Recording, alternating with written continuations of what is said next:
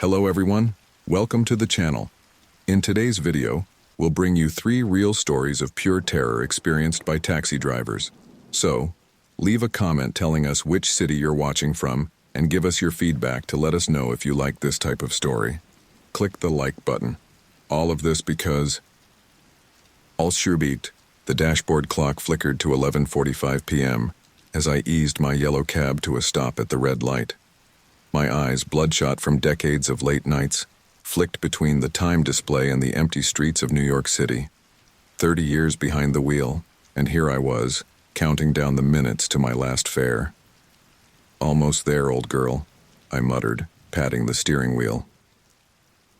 The cab had been my constant companion through 3 decades of night shifts, divorce papers, and missed Little League games. Now, we were both ready to retire. The light turned green, and I pressed down on the accelerator, the familiar purr of the engine a comforting sound in the unusually quiet night. As I cruised down Fifth Avenue, my mind wandered to the retirement party my daughter Emily had promised to throw me tomorrow. A small smile tugged at the corners of my mouth.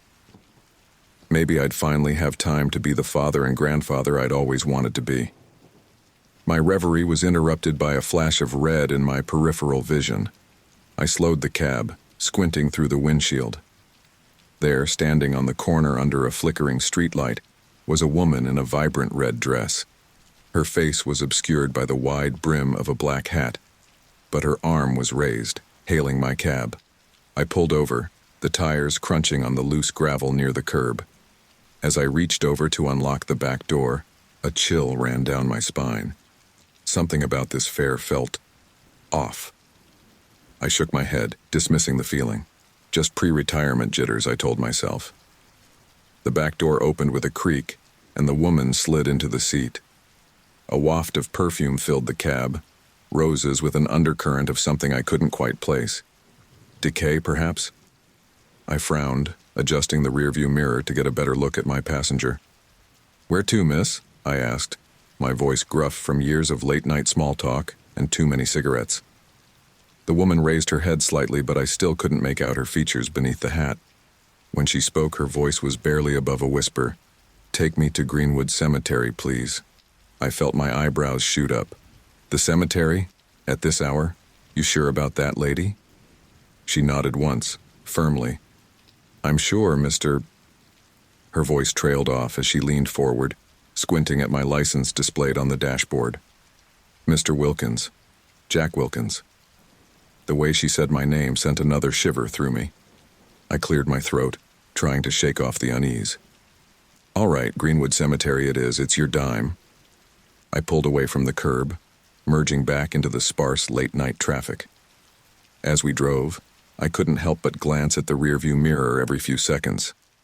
Something about this woman was setting off all my instincts, honed by years of driving every type of passenger imaginable through the city streets.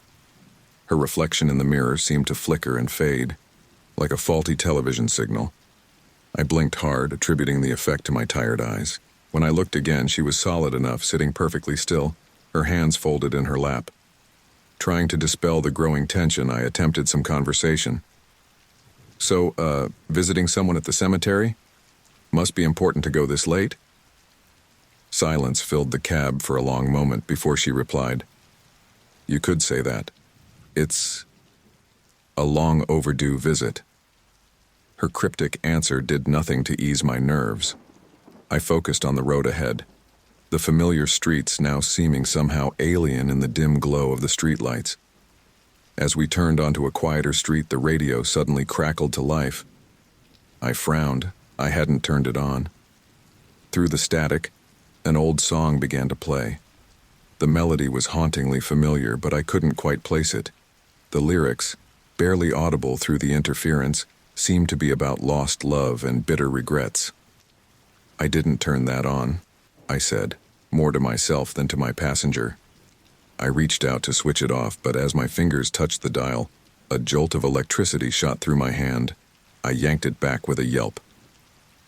"Is everything all right, Mr. Wilkins?" the woman asked, her voice carrying a note of concern that didn't quite reach her hidden eyes. I flexed my fingers, the tingling sensation already fading. Yeah, just a bit of static electricity, I guess.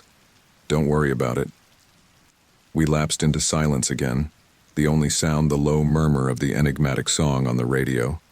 As we drove, the streets became darker, the buildings more sparse. We were nearing the outskirts of the city, where Greenwood Cemetery sprawled across acres of manicured lawns and ancient trees. I cleared my throat, desperate to break the oppressive quiet. You know, this is actually my last fare, retiring after tonight. Is that so? She murmured. How fitting. Before I could ask what she meant by that, we rounded a corner and the wrought iron gates of Greenwood Cemetery loomed before us. I slowed the cab, pulling up to the curb just outside the entrance. Well, here we are, I announced, shifting into park. That'll be $22, $50. I turned in my seat, expecting to see the woman reaching for her purse. Instead, I found myself staring at an empty back seat. My heart leaped into my throat. What the hell? I muttered, twisting around to get a better look. There was no sign of the woman in red, no indentation in the seat where she had been sitting, no lingering scent of her rose perfume. It was as if she had never been there at all. Panic rising in my chest, I fumbled with my seatbelt and practically fell out of the cab. I yanked open the back door, irrationally hoping that she had somehow become invisible rather than vanished completely. But the back seat was empty, the worn leather cold to the touch. This isn't happening, I said to myself, running a shaky hand through my thinning hair. I'm just tired. She must have gotten out when I wasn't looking. But even as I said it, I knew it wasn't true. I hadn't heard the door open, hadn't seen her walk away. She had simply disappeared. I slumped against the side of the cab, my mind reeling. In 30 years of driving, I'd seen some strange things, but nothing like this. I was about to reach for my phone to call someone, anyone, when movement in the rearview mirror caught my eye. Slowly, dreading what I might see, I leaned down to peer into the cab through the open door. There, in the rearview mirror, was the woman's face. Pale, angular, with eyes that burned with an otherworldly anger. Her lips moved, forming words I couldn't hear. I blinked and she was gone again, leaving me alone outside the cemetery gates, the night pressing in around me. The only sound was the faint, eerie melody still drifting from the cab's radio, singing of loss and vengeance. As I stood there, trying to make sense of what had just happened, a gust of wind swept through the trees lining the cemetery, carrying with it the scent of roses and decay. The cab's engine roared to life of its own accord, and the doors slammed shut with a finality that echoed in the empty street. I stared at my faithful old cab, now seeming as alien and threatening as the vanishing woman. Whatever was happening, whatever force had taken control of this night, I knew with a bone-deep certainty that my last ride was far from over. My heart pounded against my ribs as I stared at the empty back seat, my mind struggling to process what my eyes were telling me. The woman in the red dress had vanished into thin air, leaving no trace of her presence. I blinked hard, hoping that when I opened my eyes she'd be there, solid and real. But the seat remained stubbornly vacant. "Hello?" I called out, my voice trembling. "Miss, are you there?" Silence answered me, broken only by the soft hum of the engine and the faint, eerie melody still drifting from the radio. I twisted in my seat, scanning every inch of the cab's interior. The floor mats were undisturbed, the door handles unmarked by fingerprints. It was as if she had never been there at all. A cold sweat broke out on my forehead as panic began to set in. In 30 years of driving a cab in New York City, I'd seen some strange things, but nothing like this. People don't just disappear. It's not possible. And yet, "Get a grip, Jack," I muttered to myself, trying to steady my nerves. There's got to be a logical explanation for this. But even as I said it, I knew there was nothing logical about what was happening. The woman's disappearance, the self-operating radio, the strange electrical shock, it all pointed to something beyond my understanding. I needed to get out, to clear my head and maybe find some help. My hand moved to the door handle, but before I could pull it, a flicker of movement in the rearview mirror caught my eye. I froze, my breath catching in my throat. Slowly, dreading what I might see, I raised my eyes to the mirror. For a moment, all I saw was the empty back seat and the dark cemetery gates beyond. Then, like a developing photograph, a face began to appear in the glass. It was her, the woman in the red dress. But she looked different now. Her skin was pale, almost translucent, and her eyes... God, her eyes burned with an anger so intense it made me flinch.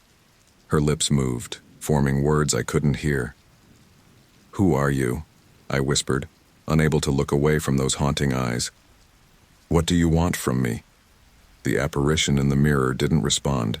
Instead, her face contorted into a silent scream, filled with rage and anguish. I blinked involuntarily, and when my eyes opened again, she was gone. My hands shook as I fumbled with the door handle, desperate to get out of the cab that suddenly felt more like a trap than a vehicle. But the door wouldn't budge. I tried the other doors, even attempted to roll down the windows, but everything was locked tight. "Help!" I shouted, pounding on the window. "Somebody help me!" But the street outside remained deserted, my cries echoing unanswered in the night.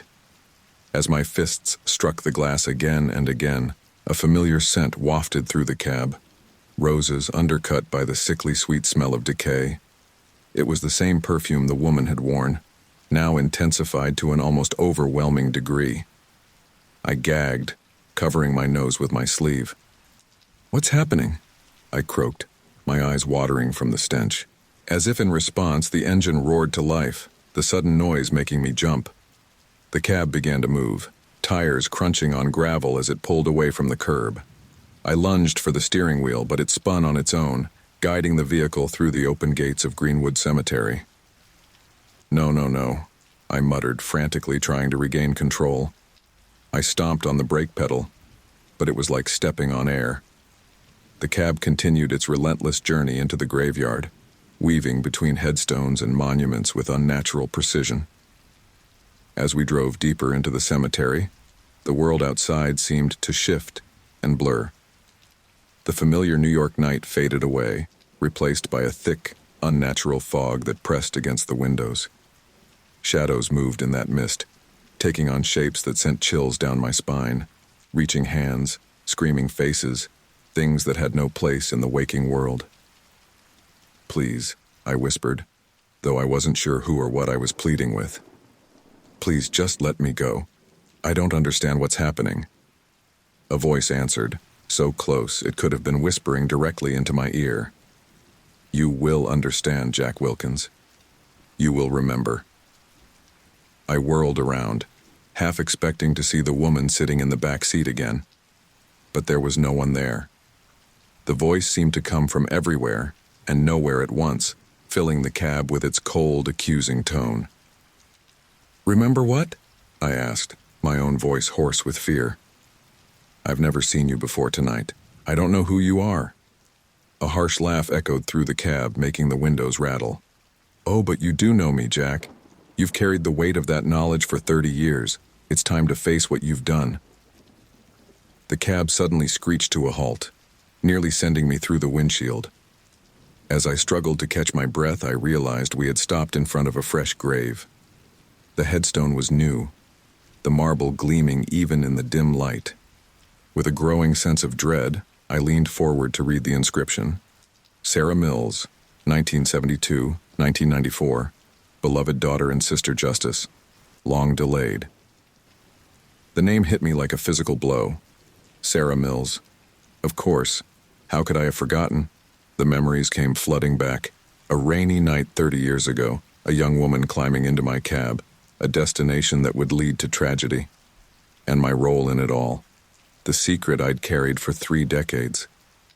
"Oh God," I breathed, the full weight of my past crashing down on me. "Sarah, I'm so sorry." The rearview mirror flickered again, and there she was, Sarah Mills, as she had looked on that fateful night in 1994. Young, beautiful, and now terrifyingly angry. "Sorry isn't good enough, Jack," she said. her voice echoing both in my head and through the cab's interior. You could have saved me. You could have stopped it all. But you chose to stay silent, to protect a murderer. I shook my head, tears streaming down my face. I didn't know. I swear I didn't know what was going to happen. But you knew afterward, Sarah's ghost accused. You knew, and you did nothing. And now, on your last ride, you're going to make it right. The ground beneath the cab began to tremble. I watched in horror as the earth in front of Sarah's grave started to crack and split. A yawning chasm opened up, revealing not 6 feet of dirt, but a swirling vortex of memories and nightmares.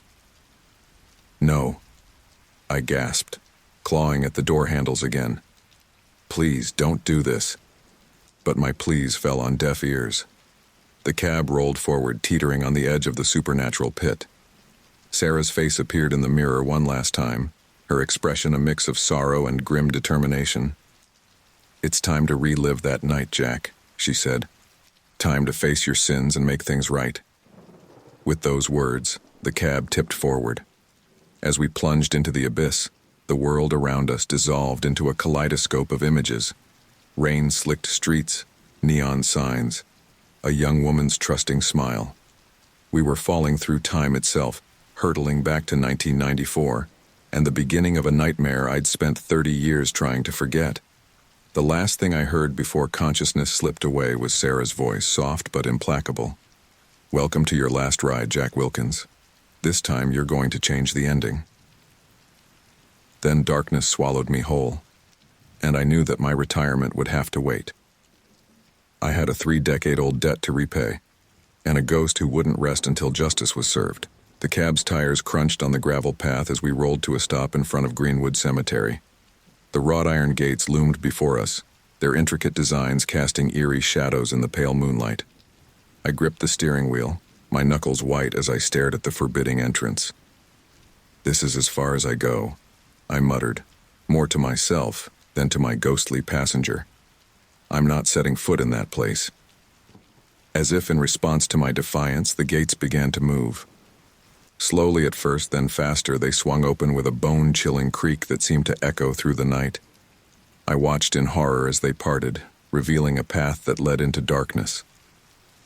No, I whispered, shaking my head. This isn't happening. It can't be real. Sarah's voice filled the cab, coming from everywhere and nowhere at once. It's all too real, Jack. You can't run from this anymore. The door beside me clicked open, an invitation I had no desire to accept. But as I sat there, frozen in fear, I felt an unseen force begin to pull me. It started as a gentle tug, then grew stronger, inexorably drawing me out of the cab. Please, I begged, clinging to the steering wheel. I don't want to do this. I can't face it. You have no choice, Sarah's voice replied, cold and unforgiving. It's time to walk the path you've been avoiding for 30 years. With a final powerful yank, I was torn from my seat and deposited on the damp earth outside the cab. My feet sank into the soft ground, and for a terrifying moment I thought it might swallow me whole. I struggled to find my footing, the soil seeming to cling to my shoes, reluctant to let me go. As I stood there, swaying slightly, the cab's headlights flickered and died, plunging me into near-total darkness. The only illumination came from the sickly glow of the moon overhead, casting long shadows that seemed to reach for me with grasping fingers. What now? I called out, my voice trembling. What do you want me to do? In response, I felt that unseen force take hold of me again. This time, instead of pulling me out, it began to push me forward. I stumbled, my feet dragging through the damp grass as I was propelled deeper into the cemetery. Tombstones blurred past on either side, their inscriptions impossible to read in the dim light.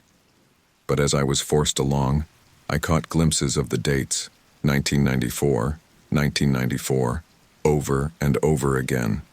It was as if the entire graveyard had become a monument to that fateful year. Stop, I cried out, trying to dig my heels into the ground. But the force was relentless, driving me onward through the maze of markers and monuments. Just when I thought I couldn't take any more, when my legs were about to give out from the strain of resisting, I came to an abrupt halt. The unseen hand released me, and I nearly fell forward, catching myself at the last moment. As I straightened up, gasping for breath, my eyes fell on the gravestone directly in front of me. It was newer than the others, the marble still bright and unmarred by time. With a growing sense of dread, I leaned in to read the inscription.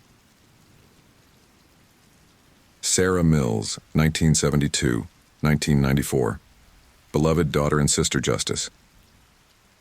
Long delayed, a chill ran down my spine as I stared at the name. Sarah Mills.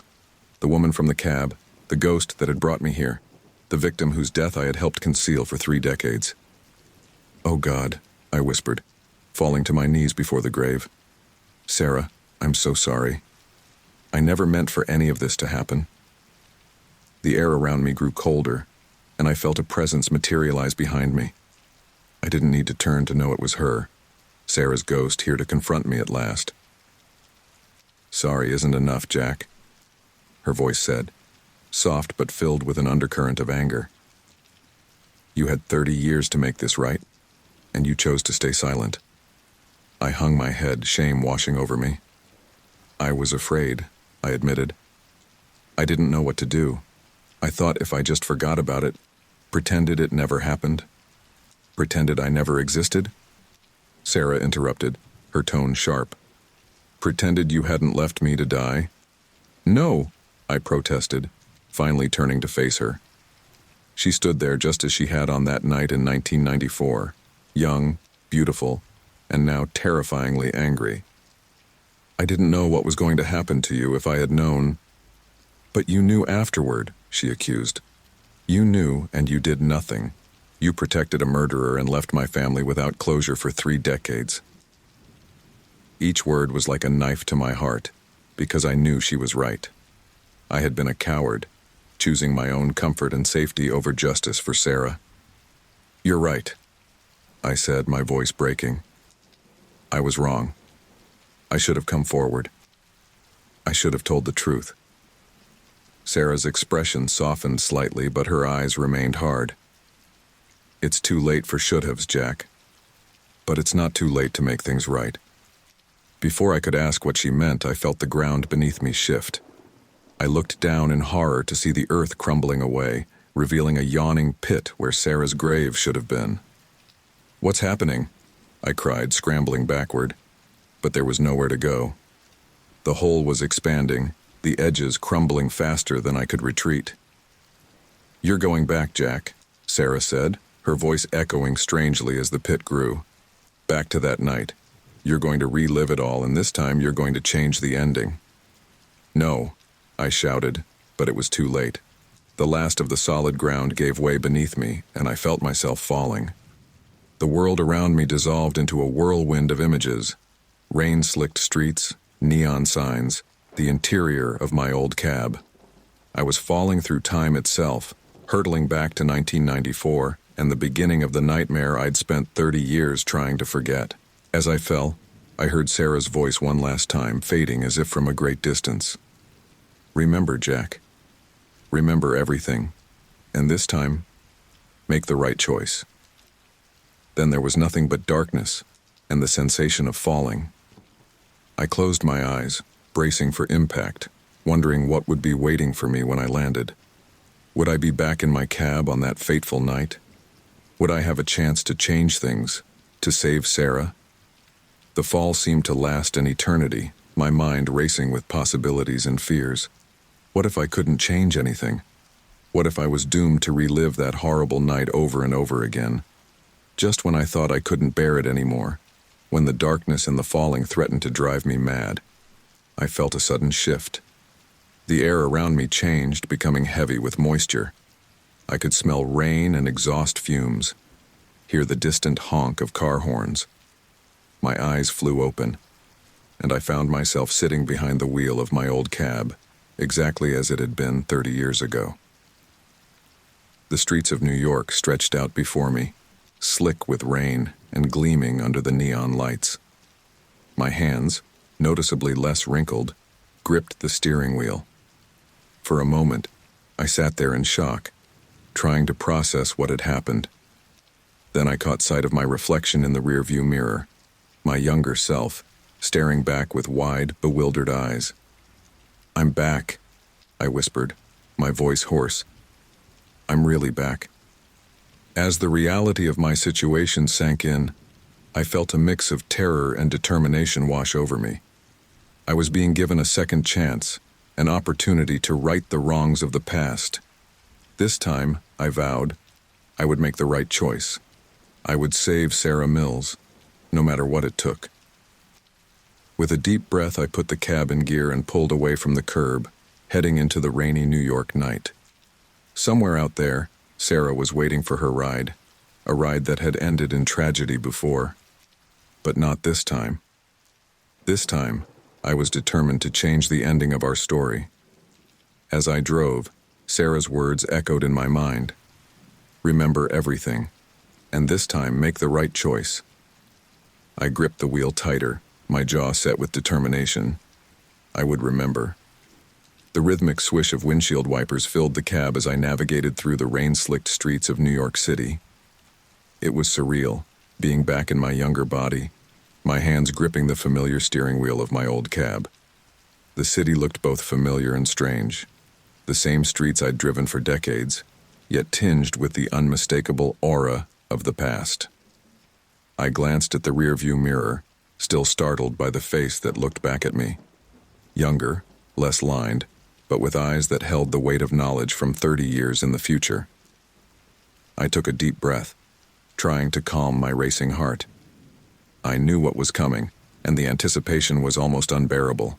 As if on cue, I spotted a figure on the sidewalk, arm raised to hail a cab. My cab.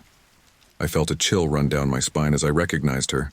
Sarah Mills, alive and vibrant, unknowingly stepping towards her fate. I pulled over, my hands shaking slightly as I reached to unlock the back door. Sarah quickly climbed in, bringing with her the scent of rain and a hint of perfume. Roses, I realized with a start. How had I not remembered that detail? "Thanks for stopping," she said, flashing a bright smile as she settled into the seat. "Could you take me to the Blue Note, please? It's a club downtown." I nodded, not trusting myself to speak just yet. As I pulled away from the curb, I couldn't help but steal glances at her in the rearview mirror. She was exactly as I remembered. Young, beautiful, full of life, and completely unaware of the danger she was in. We drove in silence for a few blocks, the only sounds the patter of rain on the roof and the soft music playing on the radio. I knew I had to warn her somehow, had to change the course of events. But every time I tried to speak, to form the words that might save her life, my mouth refused to cooperate. "Come on, Jack," I thought to myself, gripping the steering wheel tighter. "Say something, anything." Finally, I managed to force out a few words. "So, meeting someone at the club?" Sarah looked up from her purse, where she'd been rummaging for something. "Oh yeah, just some friends. It's my birthday, actually." Her birthday. Another detail I'd forgotten. The knowledge made what was about to happen even more tragic. "Happy birthday," I said, my voice sounding strained even to my own ears. "Listen, maybe you should reconsider going out tonight. The weather's pretty nasty." She laughed, the sound light and carefree. "A little rain never hurt anyone. Besides, you only turned 22 once, right?" I nodded, falling silent again. My mind raced, trying to figure out how to warn her without sounding like a madman. How do you tell someone that you're from the future, that you know they're about to be murdered? As we neared the club, I decided to try one more time. "Miss, I really think you should be careful tonight. Maybe call a friend to meet you outside the club." Sarah's expression turned quizzical. "Why? Is this neighborhood dangerous or something?" "No, it's just..." I trailed off, frustration building as I struggled to find the right words. "I have a bad feeling, that's all." She smiled, but I could see a hint of unease in her eyes now. "Thanks for your concern, but I'll be fine. I can take care of myself." We pulled up in front of the Blue Note, the neon sign casting a blue glow over the wet sidewalk. I put the cab in park, then turned to face Sarah directly. "Please," I said, my desperation evident in my voice. "Be careful tonight. Don't leave with anyone you don't know well." Sarah's smile faded, replaced by a look of concern. "Are you okay, mister? You seem really worked up about this." Before I could respond, a tap on the window made us both jump. A man was standing there, umbrella in hand, waving at Sarah. My blood ran cold as I recognized him. The man I now knew was responsible for Sarah's death. "There's my friend now," Sarah said, visibly relieved to have an excuse to end our increasingly awkward conversation. She handed me some bills for the fare. "Thanks for the ride and the advice. I promise I'll be careful." I wanted to reach out, to physically stop her from leaving the cab, but my body wouldn't cooperate. I watched, helpless, as Sarah opened the door and stepped out into the rain. The man greeted her with a hug and a kiss on the cheek, then led her towards the club entrance. "No," I whispered, my hands clenching the steering wheel so tightly my knuckles turned white. "Don't go with him. Please, Sarah, don't go." But she couldn't hear me. I watched as they disappeared into the club, knowing what would happen next. The drinks, the decision to leave early, the offer of a ride home that would end in a deserted alley instead of Sarah's apartment. I sat there, engine idling, rain drumming on the roof of the cab. I should follow them, I thought. I should go into the club, cause a scene, do anything to prevent what was about to happen. But as I reached for the door handle, the world around me began to blur and fade. "No," I shouted, fighting against the sensation of being pulled away. "I can't leave now. I have to save her." But it was no use. The scene dissolved around me, the sounds of the city fading away. I felt myself falling, tumbling through darkness, until suddenly I gasped, my eyes flying open as I found myself back in the present, lying in the open grave in Greenwood Cemetery. The night air was cool on my face, a stark contrast to the humid atmosphere of that rainy night in 1994. I sat up, my heart pounding, my clothes damp with sweat and cemetery soil. The tombstone loomed over me, Sarah's name etched in cold, unforgiving stone. "I'm sorry," I whispered, tears stinging my eyes. "I'm so sorry, Sarah. I tried to warn you, but I couldn't." "Couldn't or wouldn't?" Sarah's voice drifted on the night air, filled with accusation and sorrow. I looked up to see her ghostly form standing at the foot of the grave, her expression a mixture of anger and disappointment. "I wanted to stop it," I said, my voice breaking. "I tried to warn you, but the words wouldn't come out right. It was like something was stopping me." Sarah's form flickered, like a candle in the wind. "Or maybe you were stopping yourself, Jack. Maybe deep down you knew that changing the past could change everything, including your own comfortable life." Her words hit me like a physical blow. Was she right?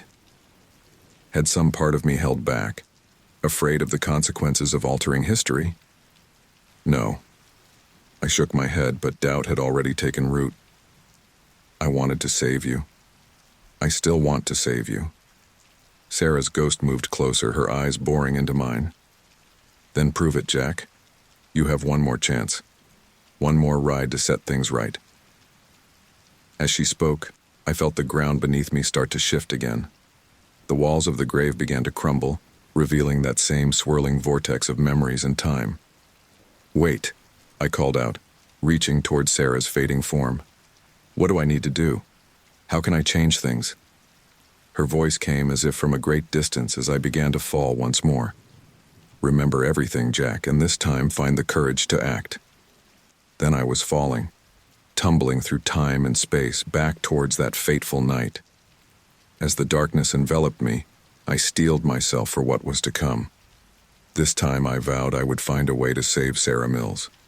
No matter the cost, I would change the ending of our story.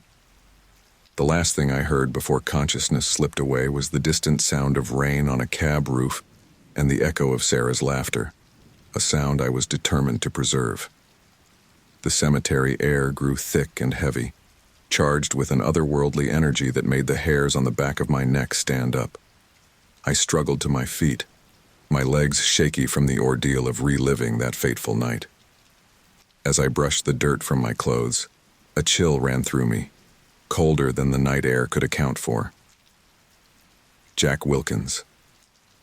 The voice, familiar yet distorted by anger and pain, came from behind me. I turned slowly, dreading what I knew I would see. There she stood, Sarah Mills, but not as the vibrant young woman I had just dropped off at the club in my vision of the past. This Sarah was a specter, her form translucent and flickering like a faulty hologram. Her eyes, once warm and full of life, now burned with an otherworldly fury that made me take an involuntary step back. "Sarah," I whispered, my voice catching in my throat. "I'm so sorry. I tried to warn you, I really did." Her laugh was bitter, echoing unnaturally in the quiet cemetery. "Sorry? You're sorry? 30 years of silence, and now you're sorry?" She floated closer, her ghostly form passing through headstones as if they weren't there. I wanted to run, to escape her accusing gaze, but my feet seemed rooted to the spot. "Do you know what happened that night, Jack? Do you know what happened after you dropped me off?"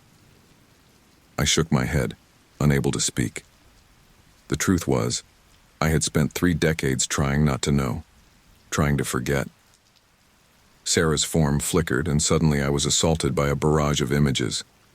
I saw Sarah leaving the club, stumbling slightly, her friend supporting her with an arm around her waist. I saw them get into a car, but instead of heading toward Sarah's apartment, they drove to a deserted alley. I saw... "Stop!" I cried out, falling to my knees and clutching my head. "Please, I can't watch this." The images faded, leaving me gasping for breath. Sarah's ghost loomed over me, her eyes now filled with a mixture of pain and disgust. "You can't watch? I lived it, Jack. I died in that alley, scared and alone, while you went home and tried to forget you'd ever seen me." Her words hit me like physical blows. "I didn't know," I pleaded. "How could I have known what was going to happen?" "You were the last person to see me alive," Sarah said, her voice low and intense. "The last person who could have helped me. And you failed." I struggled to my feet, my mind reeling. "But I tried to warn you this time. I told you to be careful not to leave with anyone you didn't know well." Sarah's form flickered again, and I was hit with another wave of images. This time, I saw myself in the cab, mouth opening and closing, but no words coming out. I saw the concern on Sarah's face, quickly replaced by relief when her friend appeared. "You call that a warning?" Sarah's voice dripped with scorn. "You knew what was going to happen, and the best you could do was vague hints and worried looks." She was right, I realized with a sinking feeling. I had been too afraid of sounding crazy, too concerned with preserving the timeline, to give Sarah the warning she really needed. "All the times you could have prevented this," Sarah continued, her form expanding to surround me. "All the chances you had to make a difference." More images flashed through my mind. Me reading about Sarah's disappearance in the newspaper and saying nothing. Overhearing cops at a diner discussing the unsolved case and keeping quiet. Seeing Sarah's mother on TV, pleading for information, and changing the channel. Each memory was a knife to my heart, a reminder of my cowardice and complicity. I had told myself I was protecting myself, my family, but the truth was, I had simply been too afraid to face what I had been part of. "I'm sorry," I said again, knowing how inadequate the words were. "You're right. I should have done more. I should have spoken up." Sarah's ghost regarded me silently for a long moment. Then, to my surprise, her expression softened slightly. "At least you finally admit it. But sorry isn't enough, Jack, not anymore." Before I could respond, I felt myself being pulled towards my cab, which had materialized nearby. The door swung open on its own, and an unseen force shoved me into the driver's seat. "What's happening?" I asked, panic rising in my throat as the door slammed shut and the engine roared to life. Sarah's ghost appeared in the passenger seat. her form more solid now but still unmistakably spectral. "You're going to drive through that night again, Jack, and this time you're going to see everything." "No," I protested, my hands gripping the wheel so tightly my knuckles turned white. "I can't. Please don't make me relive it." But my pleas fell on deaf ears. The cab lurched forward, tires squealing as we shot out of the cemetery and onto the streets of New York. As we drove, the city around us began to shift and change. One moment, we were in the present day, sleek modern buildings towering above us. The next, we were back in 1994, neon signs and brick facades replacing glass and steel. "What's going on?" I asked, trying to focus on the constantly changing road ahead. "Time has no meaning for the dead, Jack," Sarah replied, her voice eerily calm. "We're going to see it all, the past, the present, and all the moments in between where you could have made a difference." We sped through the streets, the scenery blurring and shifting with dizzying speed. I saw the club where I had dropped Sarah off, unchanged in the past but boarded up and abandoned in the present. We passed the police station where I could have gone to report what I knew, and the newspaper office where I could have told my story. With each familiar sight, Sarah's accusations grew more pointed, more painful. "You could have stopped here, Jack. You could have saved me here. Why didn't you?" I had no answers, no excuses that didn't sound hollow and self-serving. All I could do was drive, watching as 30 years of guilt and regret played out on the streets around us. As we approached a familiar alley, my heart began to race. "No," I whispered, "not here." But the cab slowed of its own accord, pulling up to the entrance of the alley where Sarah had met her end. In the present, it was just another dirty side street, but as I watched, it shifted to the past, and I saw two figures stumbling into its depths. "Stop!" I cried out, reaching for the door handle, but it was locked, trapping me inside. "We have to help her." Sarah's ghost turned to me, her eyes filled with a sadness that went beyond anger or accusation. "It's too late, Jack. It was too late 30 years ago, and it's too late now. You can't change the past." I slumped in my seat, the full weight of my failure crashing down on me. "Then why are you showing me all this? Why put me through it again if I can't change anything?" Sarah's form flickered, and for a moment, I saw the young woman she had been, full of life and promise. "Because you need to understand, Jack. You need to feel the weight of what happened, of what you allowed to happen. Only then can you make it right." "Make it right?" I repeated, confusion mixing with my grief and guilt. "How can I make it right if I can't change the past?" Sarah's ghost smiled, a sad, knowing expression that sent a chill down my spine. "You can't change the past, Jack, but you can still change the future. Your future, and the futures of others like me." As she spoke, the world around us began to fade, the shifting cityscape dissolving into mist. I felt the cab seat disappear from beneath me, and suddenly I was falling again, tumbling through darkness and memory. The last thing I heard before consciousness left me was Sarah's voice, now devoid of anger, filled instead with a desperate hope. "Remember, Jack. Remember everything. And this time, find the courage to act." Then I was gone, plunging back towards reality, my mind reeling with the weight of accusation and the glimmer of a chance at redemption. As the darkness claimed me, I made a silent vow. This time, I would make things right, no matter the cost. The world spun around me, a kaleidoscope of memories and regrets. Each time I blinked, I found myself back in that cab, on that rainy night in 1994.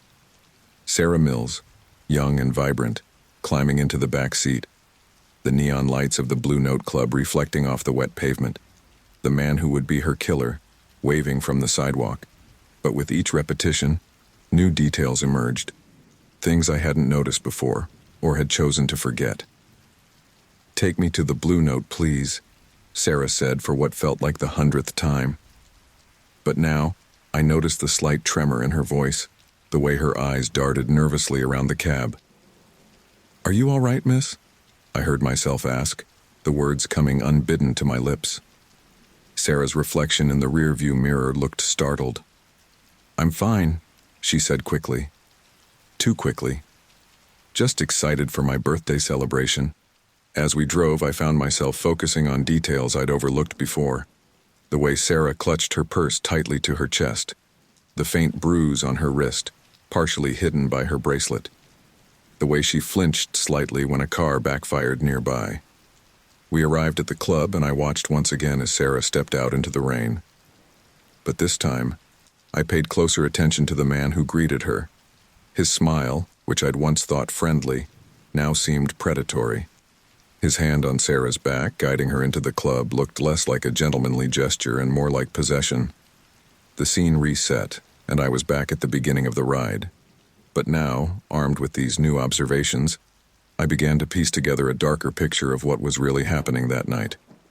"Sarah," I said, my voice urgent, "that man you're meeting, do you really know him well?"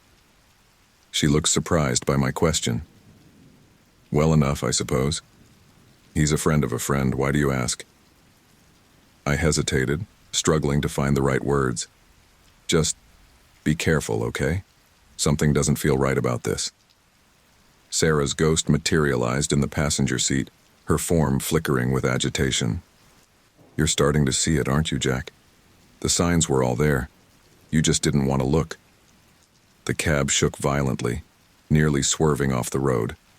I gripped the wheel tightly, trying to maintain control as the world outside blurred and shifted. "I didn't know," I protested weakly. "How could I have known?"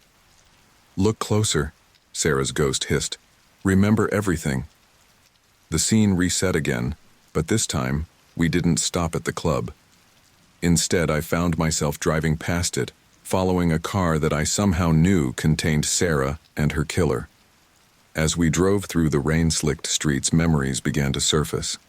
Fragments of conversations I'd overheard, news reports I'd quickly turned off, whispered rumors I'd dismissed.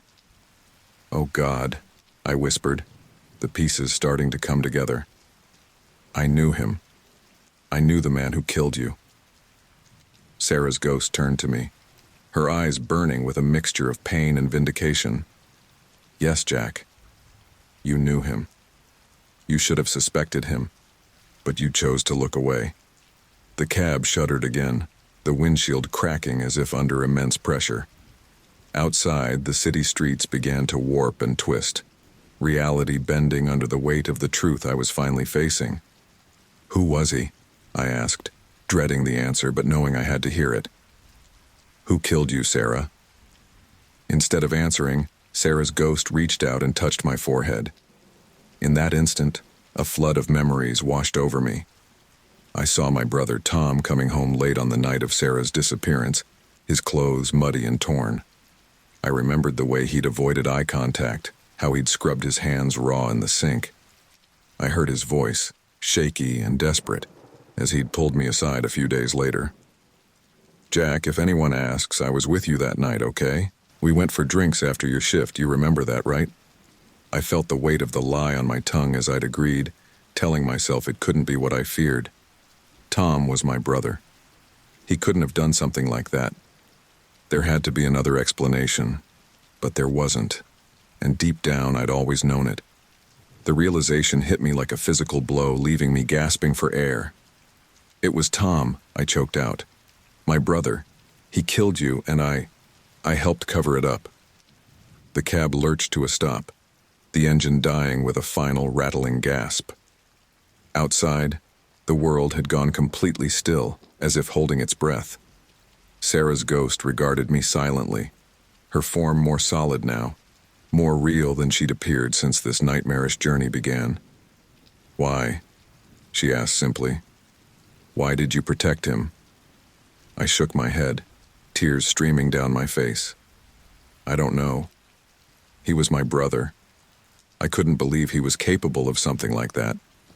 I told myself there had to be a mistake, that he must have had a good reason for lying about where he was that night." "And later?" Sarah pressed. "When you knew for certain what he'd done?" "I was already complicit," I whispered, the words tasting like ash in my mouth.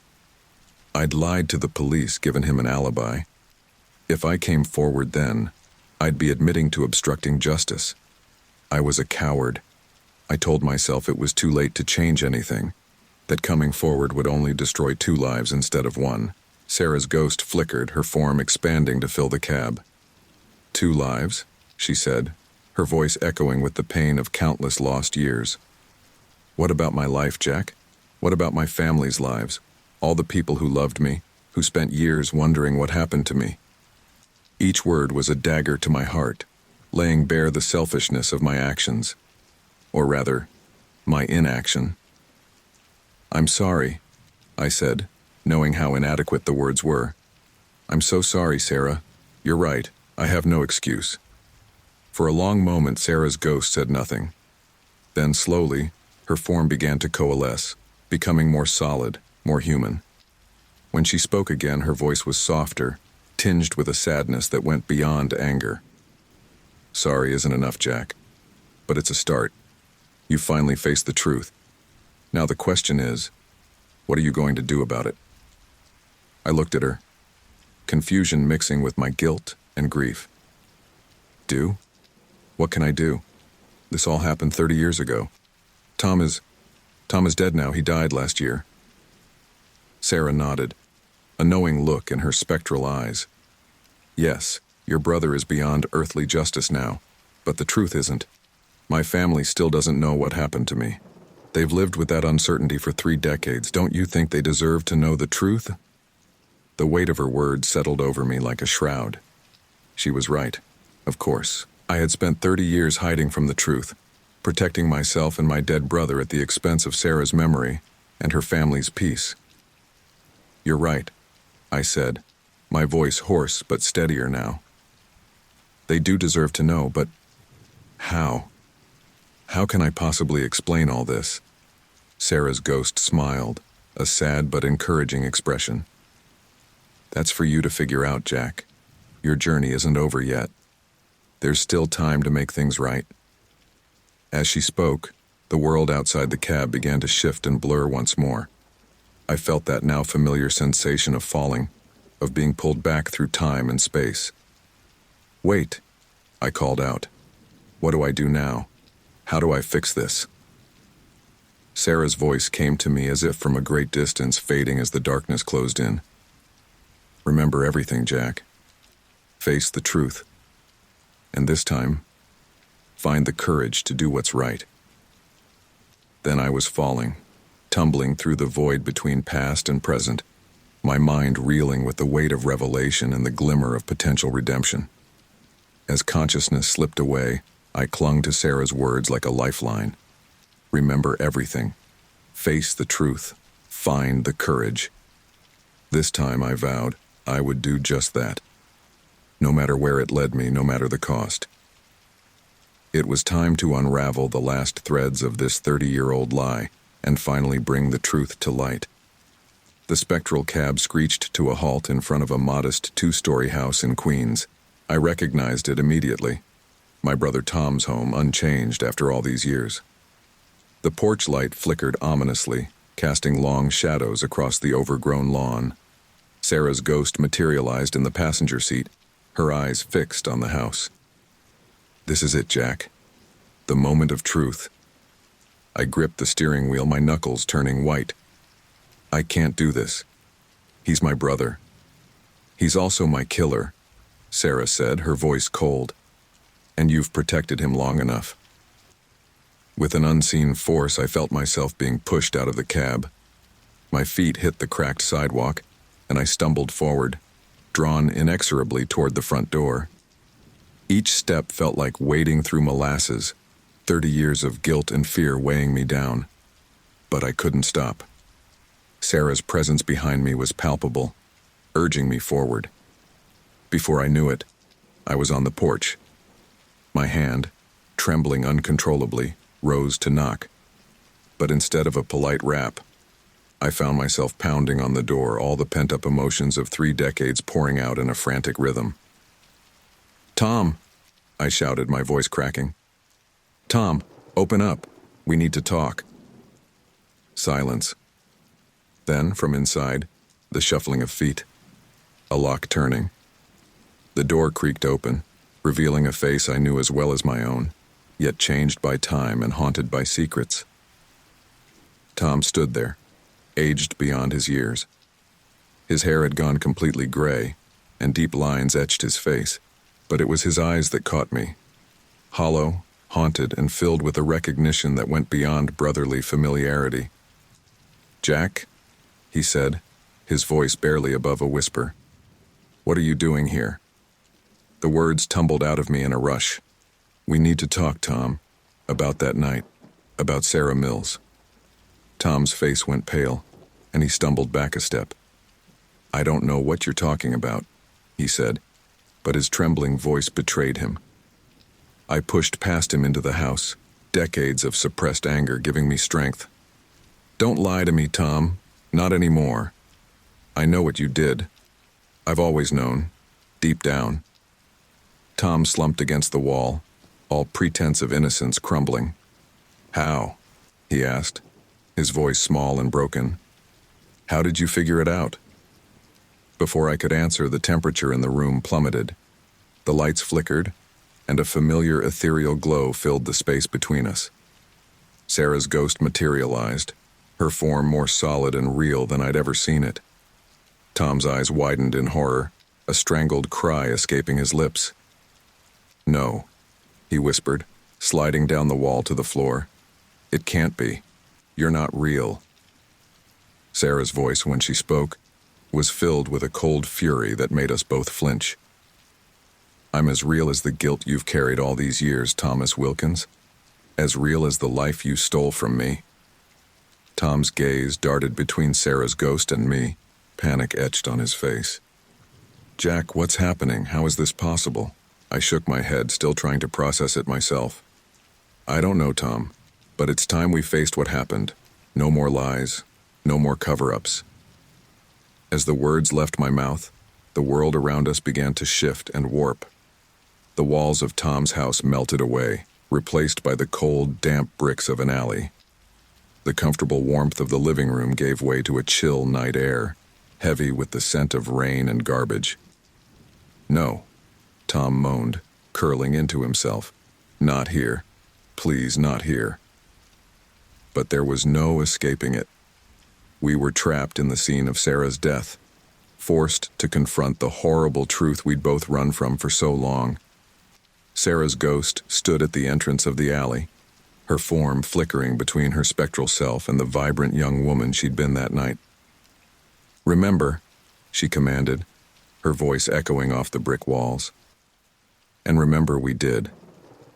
The memories crashed over us like a tidal wave, inescapable and devastating. I saw Tom, 30 years younger, stumbling down the alley with Sarah. His arm was around her waist, but it wasn't the gesture of a friend. It was possessive, controlling. "Tom, I want to go home." Sarah's voice echoed from the past. "I don't feel well." "Come on, birthday girl," Tom's younger self slurred. "The night's just getting started." I watched in horror as the scene unfolded. Sarah trying to pull away, Tom's grip tightening, words slurred by alcohol and rage, a push, a stumble, Sarah's head striking the corner of a dumpster with a sickening thud. "No!" Both Tom and I cried out simultaneously, reaching futilely towards the figures from the past. But we couldn't change what had already happened. We could only watch as the young Tom panicked, checking for a pulse he wouldn't find, then fleeing into the night, leaving Sarah's body to be found by a homeless man hours later. The scene faded, leaving us back in Tom's living room. But something had changed. The walls seemed less solid somehow, the edges of reality blurred.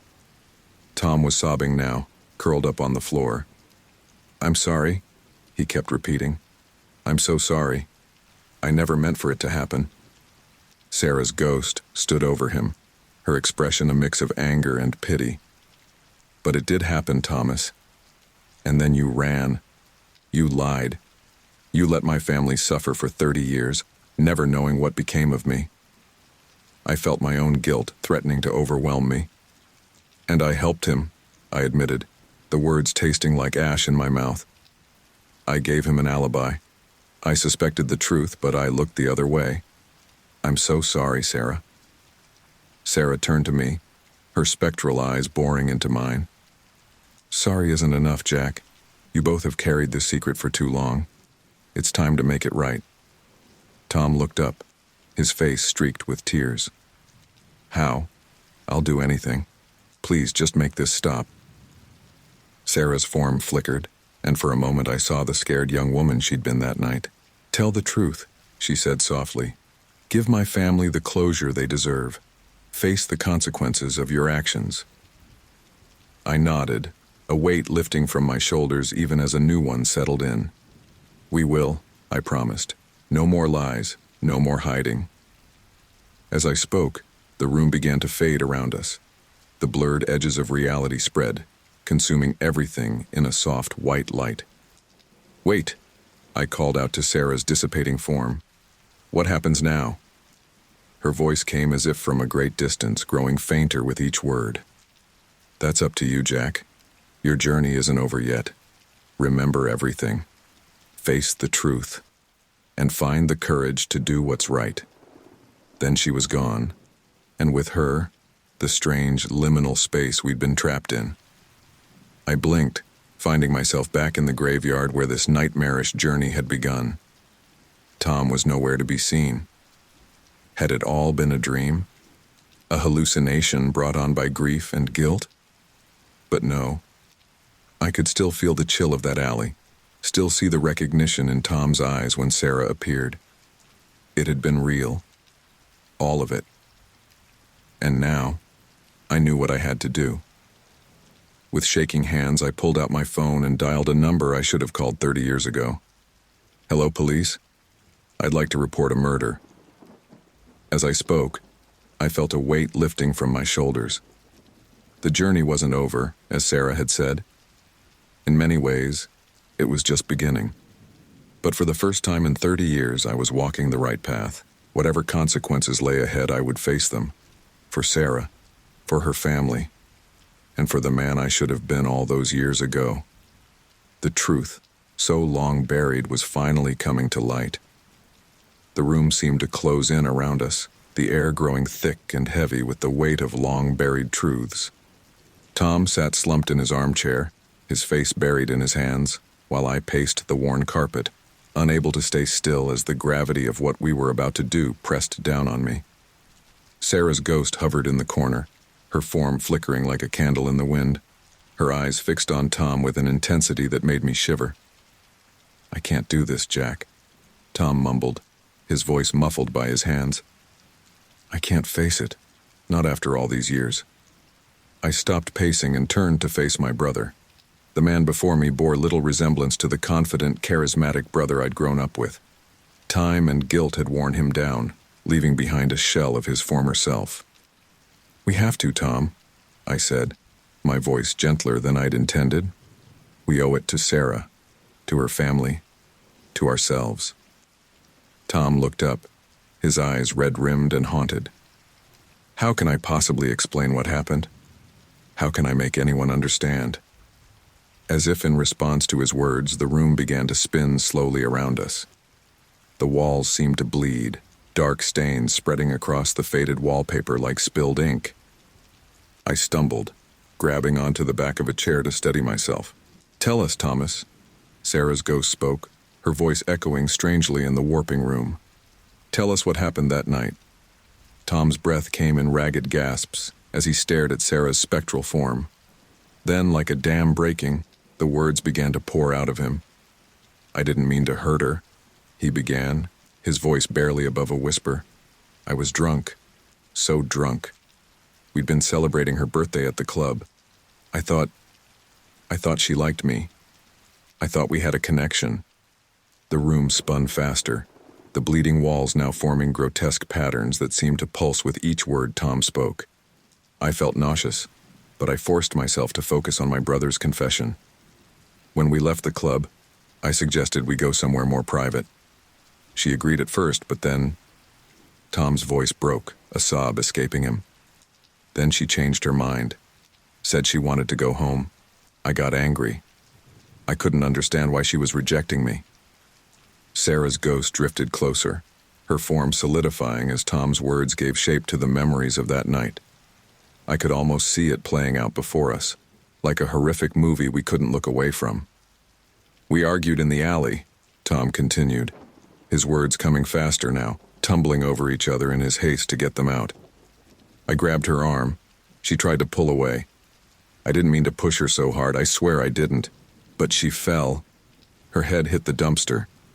There was so much blood. The walls of the room seemed to scream, the patterns writhing and twisting into faces contorted in agony. I felt my legs give way, and I sank to the floor, overwhelmed by the visceral recreation of that fatal night. "I panicked," Tom whispered, his eyes unfocused, lost in the memory. "I checked for a pulse, but there wasn't one. I ran, and I left her there. Oh God, I left her there alone." As Tom's confession poured out, I felt my own carefully constructed walls of denial crumbling away. The truth I'd suspected but refused to acknowledge for 3 decades could no longer be ignored. "I knew," I heard myself say, my voice sounding distant and strange to my own ears. Deep down, I knew something terrible had happened that night. When Tom came home, his clothes muddy and torn, his hands shaking, I asked him what had happened, but he wouldn't tell me. Sarah's ghost turned to me, her eyes burning with a mixture of anger and sorrow. "And yet you said nothing," she accused. I nodded, shame washing over me in waves. When the police came asking questions, I gave Tom an alibi.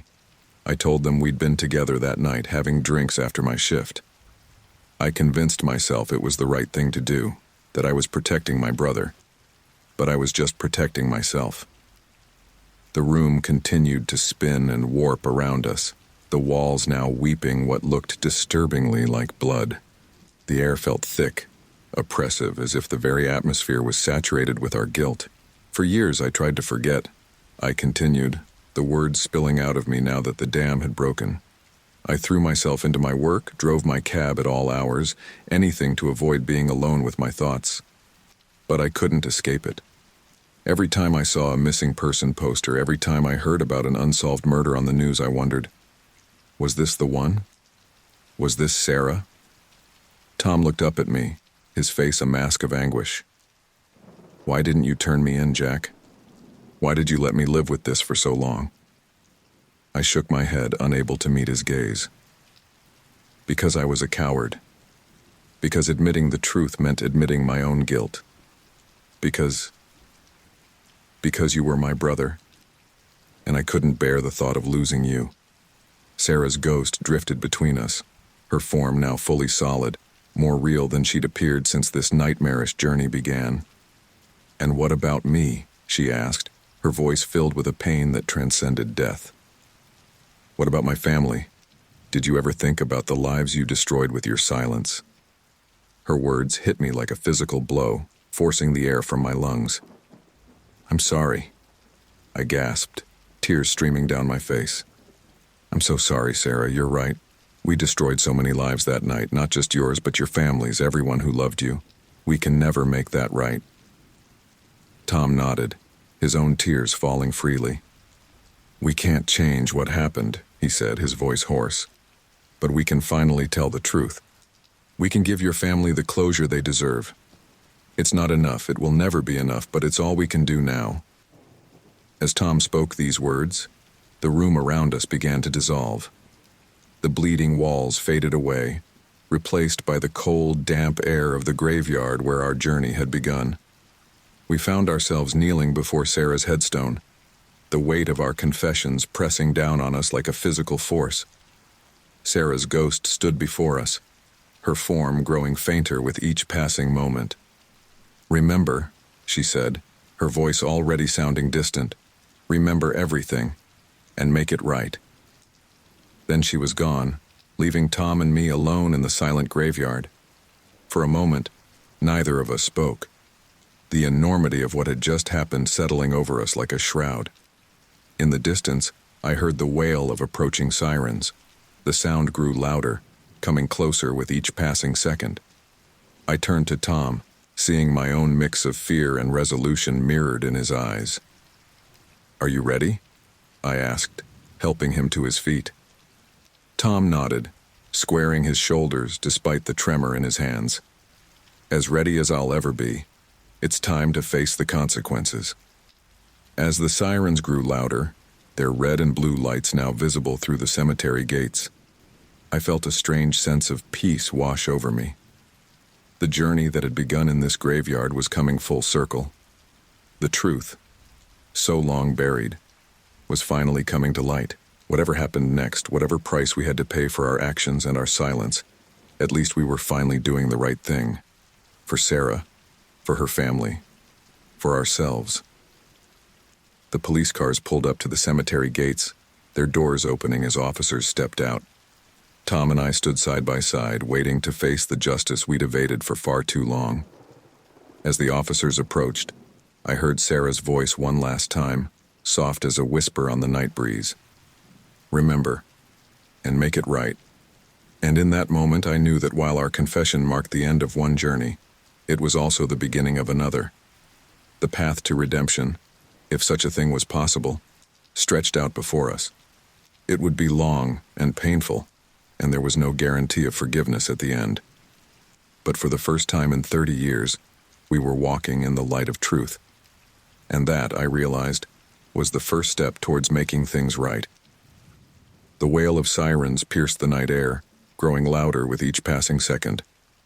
Red and blue lights flickered through the wrought iron gates of Greenwood Cemetery, casting eerie shadows across the weathered tombstones.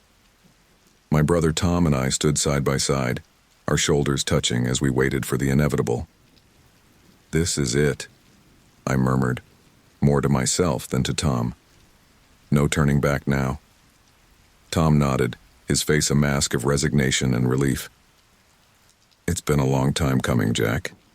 Maybe too long." The screech of tires on asphalt announced the arrival of multiple police vehicles. Car doors slammed in rapid succession, followed by the sound of hurried footsteps on gravel.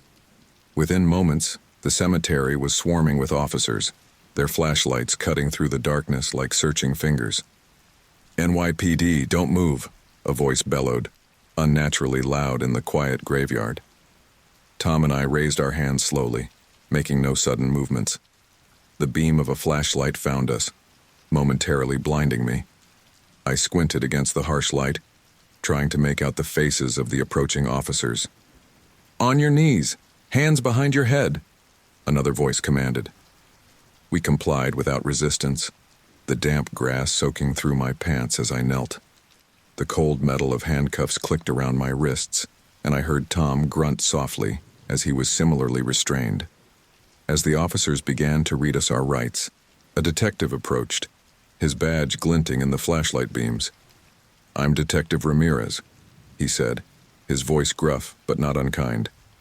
"We received an anonymous tip about the Sarah Mills cold case. Said we'd find answers here tonight. Care to explain what's going on?" I took a deep breath, feeling the weight of 30 years of secrets finally lifting from my shoulders. "My name is Jack Wilkins," I said, my voice steadier than I expected. "This is my brother, Thomas Wilkins. We're here to confess to our involvement in the death of Sarah Mills in 1994. Detective Ramirez's eyebrows shot up, clearly not expecting such a straightforward admission. "That's a pretty serious statement, Mr. Wilkins. Are you sure you want to say anything more without a lawyer present?" Tom spoke up, his voice hoarse with emotion. "We've been silent for too long, Detective. It's time for the truth to come out." The detective nodded slowly, gesturing to a nearby officer. "Get the car ready. We'll continue this conversation down at the station." As the officers began to lead us away, I felt a sudden chill in the air. I turned my head, looking back toward Sarah's grave. There, barely visible in the shadows, stood Sarah's ghost. Her form was faint, almost translucent, but her eyes were fixed on us. A sad smile played across her lips, a mixture of sorrow and relief that mirrored my own emotions. "Thank you," I thought I heard her whisper, though it might have been just the wind rustling through the trees. As we neared the cemetery gates, the world around me seemed to ripple and distort. The solid ground beneath my feet felt suddenly unsteady, as if I was walking on water. The faces of the officers blurred, their voices becoming distant and garbled. "What's happening?" I mumbled, my head spinning. "Is this real?" Tom turned to me, confusion etched on his face. "Jack, are you okay?" But his voice sounded far away, as if coming from the end of a long tunnel. The world tilted and swayed, reality bleeding into nightmare. I closed my eyes tightly, trying to steady myself. When I opened them again, everything had changed. I was sitting behind the wheel of my cab, parked just outside Greenwood Cemetery. The digital clock on the dashboard blinked 3:47 a.m. There were no police cars, no officers, no handcuffs. Just the quiet of the pre-dawn hours and the soft ticking of the cab's cooling engine. "What the hell?" I muttered, rubbing my eyes in disbelief. Had it all been a dream? A vivid hallucination brought on by guilt and exhaustion? I fumbled for my phone, half expecting to see missed calls from the police or my brother. But there was nothing. No messages, no missed calls, no sign that anything out of the ordinary had happened. Confusion and doubt warred in my mind. It had felt so real. The confessions, the arrests, Sarah's ghost. How could it all have been just a dream? As I sat there, trying to make sense of what had happened, a soft tap on the window made me jump. I turned, my heart racing, half expecting to see Sarah's spectral form. Instead, I saw an elderly woman peering in at me, concern etched on her wrinkled face. I rolled down the window, the cool night air rushing in. "Are you all right, dear?" the woman asked, her voice quavering slightly. "You've been sitting here for quite a while. I was worried you might be ill." I blinked, struggling to find my voice. I'm fine, ma'am, thank you. Just lost in thought, I guess." She nodded, though she didn't look entirely convinced. "Well, if you're sure, it's awfully late to be out here alone. Or early, I suppose, depending on how you look at it." As she spoke, I noticed she was carrying a small bouquet of flowers. Following my gaze, she smiled sadly. "It's my daughter's birthday," she explained. She disappeared many years ago. I still come every year, just in case." Her words trailed off, but they hit me like a physical blow. Could it be? Was this Sarah's mother? "I'm so sorry," I said, my voice barely above a whisper. "If you don't mind me asking, what was your daughter's name?" The woman's eyes misted over with tears. "Sarah," she said softly. "My Sarah." In that moment, everything crystallized. Dream or reality, vision or nightmare, it didn't matter. What mattered was the truth and the pain that had festered for far too long. "Ma'am," I said, my decision made in an instant. "If you have a moment, there's something I need to tell you, something about Sarah." The woman's eyes widened, a mix of hope and fear crossing her face. You knew my Sarah?" I nodded, taking a deep breath. "Please, get in. There's a story I need to share with you, a story that's long overdue." As the woman hesitantly climbed into the back of my cab, I felt a weight lifting from my shoulders. The journey wasn't over, not by a long shot. There would be consequences to face, painful truths to confront, but as I turned to face Sarah's mother, ready to finally unveil the truth after 30 long years, I knew I was doing the right thing. Whether guided by ghostly intervention or my own long-buried conscience, I was finally on the path to making things right. "It all started 30 years ago," I began, watching in the rearview mirror as Sarah's mother leaned forward, hanging on every word. "On a rainy night much like this one." As I spoke, pouring out the truth I'd held back for so long, I thought I caught a glimpse of something in the cemetery beyond. A faint glowing figure, watching us with a sad smile. But when I blinked, it was gone. Real or imagined, dream or reality, the message was clear. It was time for the truth to come to light no matter the cost. And as I continued my confession, I knew that while this chapter of the story was ending, a new one was just beginning. The first rays of dawn were just beginning to paint the sky in soft hues of pink and gold as I turned the key in the ignition. The cab's engine rumbled to life, a familiar sound that had been the backdrop to so many nights of my life. But this morning, it felt different. Final. I cast one last glance at the cemetery gates, the wrought iron bars standing silent sentinel over the secrets and sorrows contained within. Sarah's mother had left a few minutes ago, her face tear-stained but somehow lighter, as if a great burden had been lifted from her shoulders. I hoped that in sharing the truth, painful as it was, I had given her some measure of peace. With a deep breath, I shifted the cab into drive, ready to leave this all behind.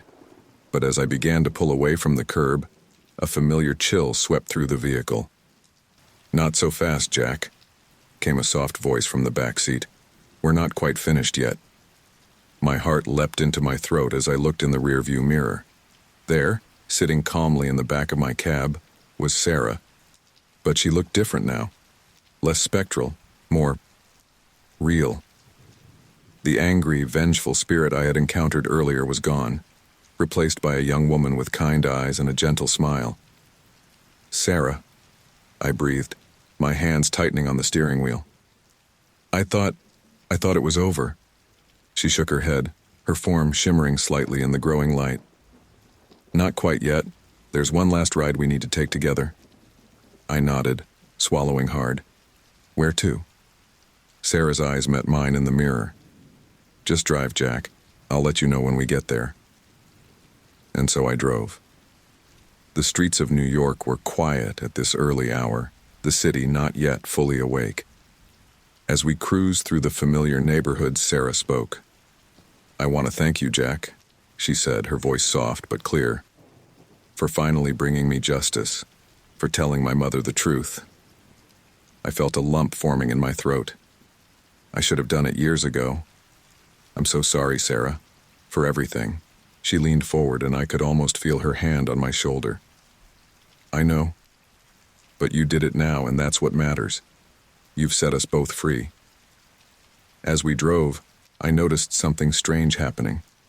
With each passing block, Sarah's form seemed to become more solid, more present. The ethereal glow that had surrounded her was fading, replaced by the warm tones of living flesh. "Sarah," I said, my voice hesitant, "you're changing." She looked down at her hands, a sad smile playing across her lips. "Yes, it's time, Jack. Time for me to move on. But I needed this last ride with you, to say goodbye properly." We drove in silence for a while, the city slowly coming to life around us. Finally, Sarah spoke again. "Turn here," she said, pointing to a familiar street. My breath caught in my throat as I realized where we were heading, the alley where it had all happened, 30 years ago. As I pulled up to the entrance of the alley, I felt a wave of fear and guilt wash over me. But Sarah's voice was calm as she said, "It's okay, Jack. We need to face this place one last time." I parked the cab and turned to face her fully for the first time. She looked so real now, so alive, that for a moment I forgot she was a spirit. "Why here?" I asked, my voice barely above a whisper. Sarah smiled, a hint of sadness in her eyes. "Because this is where it ended for me, and where it truly began for you. Your journey of guilt and secrets started here. It's fitting that it should end here too." As she spoke, a warm light began to fill the cab. It wasn't harsh or blinding, but soft and comforting, like the glow of a fireplace on a cold night. "What's happening?" I asked, though somehow I already knew the answer. "It's time for me to go, Jack," Sarah said, her form beginning to fade into the light. "My unfinished business is done. Thanks to you, I can finally rest." I felt tears streaming down my face, years of pent-up emotion finally breaking free. "I'm so sorry, Sarah, for everything, for not speaking up sooner, for letting you and your family suffer for so long." She reached out, and though I knew she wasn't truly corporeal, I could have sworn I felt the warmth of her hand on mine. "I forgive you, Jack. Now you need to forgive yourself." As she spoke, I felt a strange sensation washing over me. It was as if years of guilt and fear were being lifted from my body, replaced by a bittersweet peace. The weight I had carried for so long was finally easing. "Will I see you again?" I asked, even as I knew the answer. Sarah shook her head, her form now little more than a silhouette in the warm light. "No, Jack, this is goodbye, but thank you. For everything." And then, in a final burst of soft golden light, she was gone. I sat there for a long moment, the cab silent except for the soft ticking of the cooling engine. The alley before me, once a place of nightmares and regrets, now seemed oddly peaceful in the growing light of dawn. Slowly, I became aware of the city waking up around me. The first commuters were starting to appear on the streets, and the distant rumble of traffic was growing louder. I looked at myself in the rearview mirror, half expecting to see the same haunted man I'd been for the past 30 years. But the face that looked back at me was different. Older, yes, and marked by the years of guilt and secrecy. But there was something else there now, a sense of peace, of closure. With a deep breath, I started the engine once more. As I pulled away from the alley, I realized something profound. This had been my last ride as a cabbie, but it had also been Sarah's last ride to her final rest. The sun was fully up now, bathing the city in the promise of a new day. As I drove through the familiar streets, I felt a sense of possibility I hadn't experienced in decades. There would be challenges ahead, no doubt. I still had to face the consequences of my actions, to make amends to Sarah's family in whatever way I could. The road to redemption would be long and difficult, but as I guided my cab through the morning traffic one last time, I felt ready to face whatever came next. Sarah had given me the greatest gift of all, the chance to make things right, to live the rest of my life in truth and peace. As I pulled up to the cab depot ready to turn in my keys for the last time, I whispered a final goodbye to Sarah and to the life I had known. "Thank you," I said softly, to the empty cab and to the spirit I knew was no longer there. For the last ride, and for setting us both free. With a deep breath, I stepped out of the cab into the bright morning sun, ready to face whatever the future might hold. The last ride was over, but in many ways my journey was just beginning. The neon lights of Chicago's bustling streets blurred into a hazy glow as I navigated my taxi through the late-night traffic. It had been a long shift, and I was looking forward to calling it a night. That's when I saw him, a lone figure standing motionless on the corner of Wacker and State, his pale hand raised in a silent hail. I pulled over, the cab's tires hissing against the wet asphalt. As I leaned over to push open the passenger door, a chill ran down my spine. Something about this guy wasn't right. "Where to, buddy?" I called out, trying to keep my voice steady. The man slid into the back seat without a sound. In the rearview mirror, I caught a glimpse of his face, gaunt, with sunken eyes that seemed to reflect no light. His skin was so pale it was almost translucent, like he hadn't seen the sun in years. I cleared my throat, suddenly aware of how dry my mouth had become. Sir?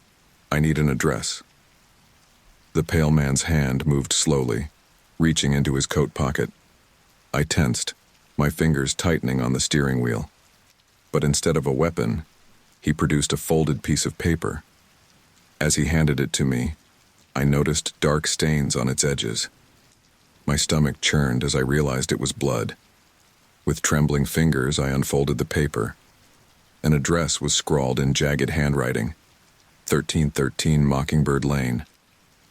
"All right," I muttered, punching the address into my GPS.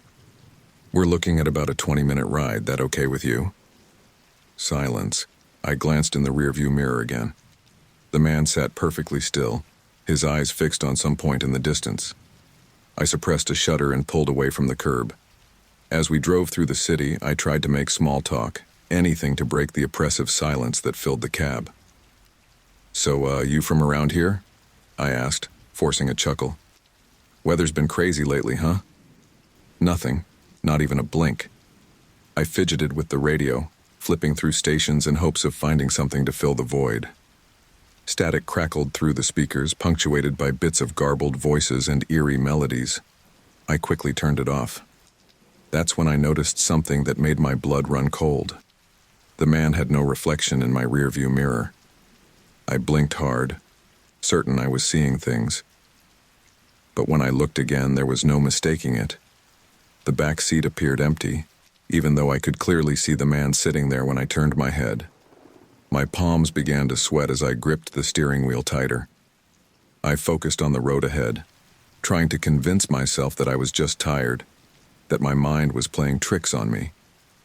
But deep down, I knew something was terribly wrong. As we drove further from the city center, the streets became darker and less populated.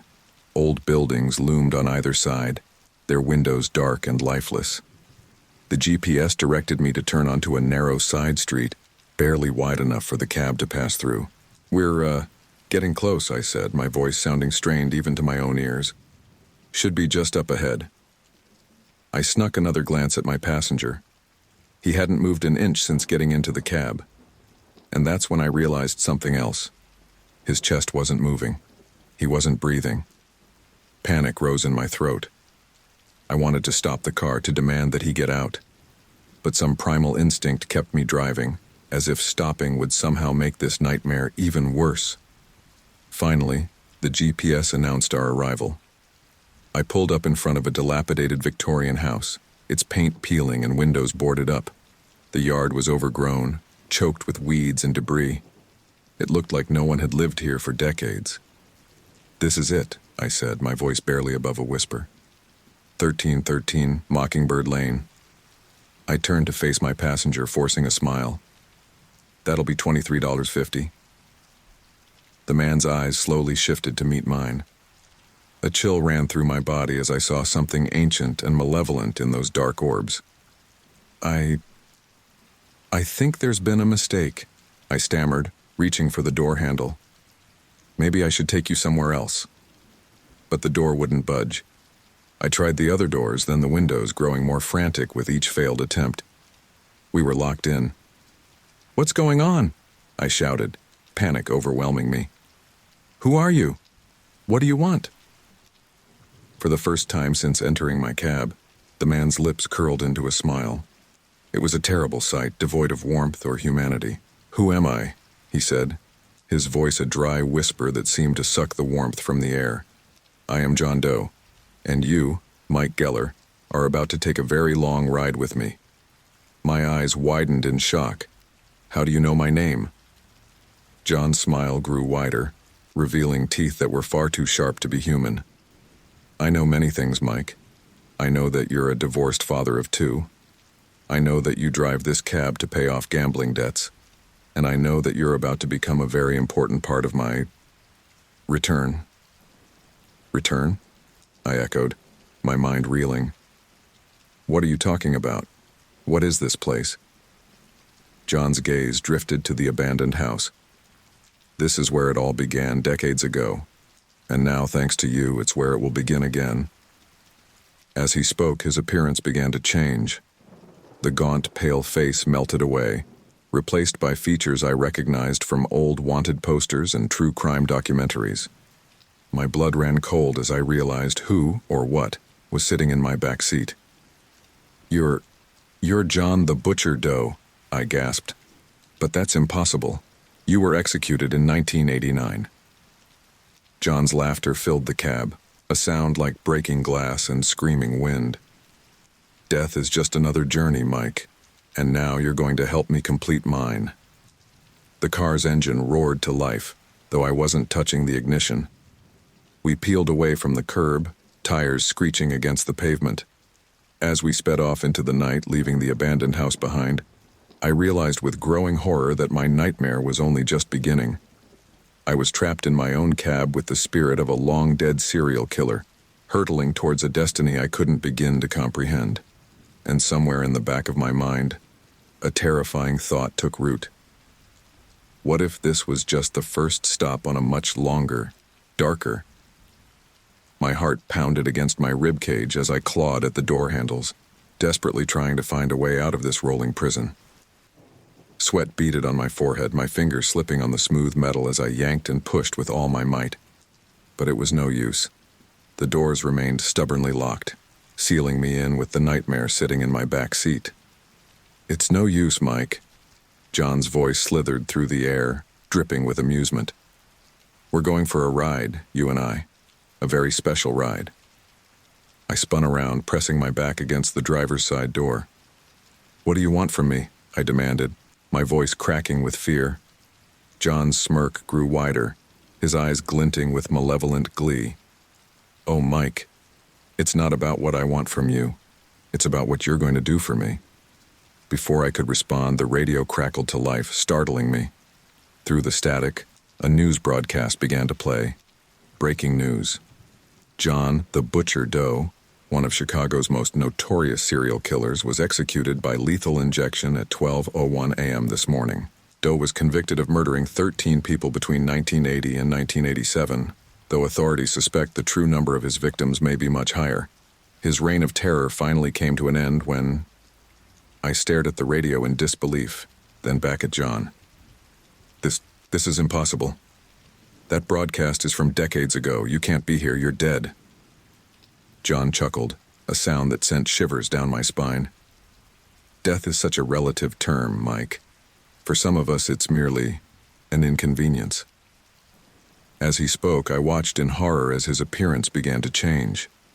The gaunt, pale face I had picked up earlier melted away like wax, revealing features I recognized all too well from old wanted posters and true crime documentaries.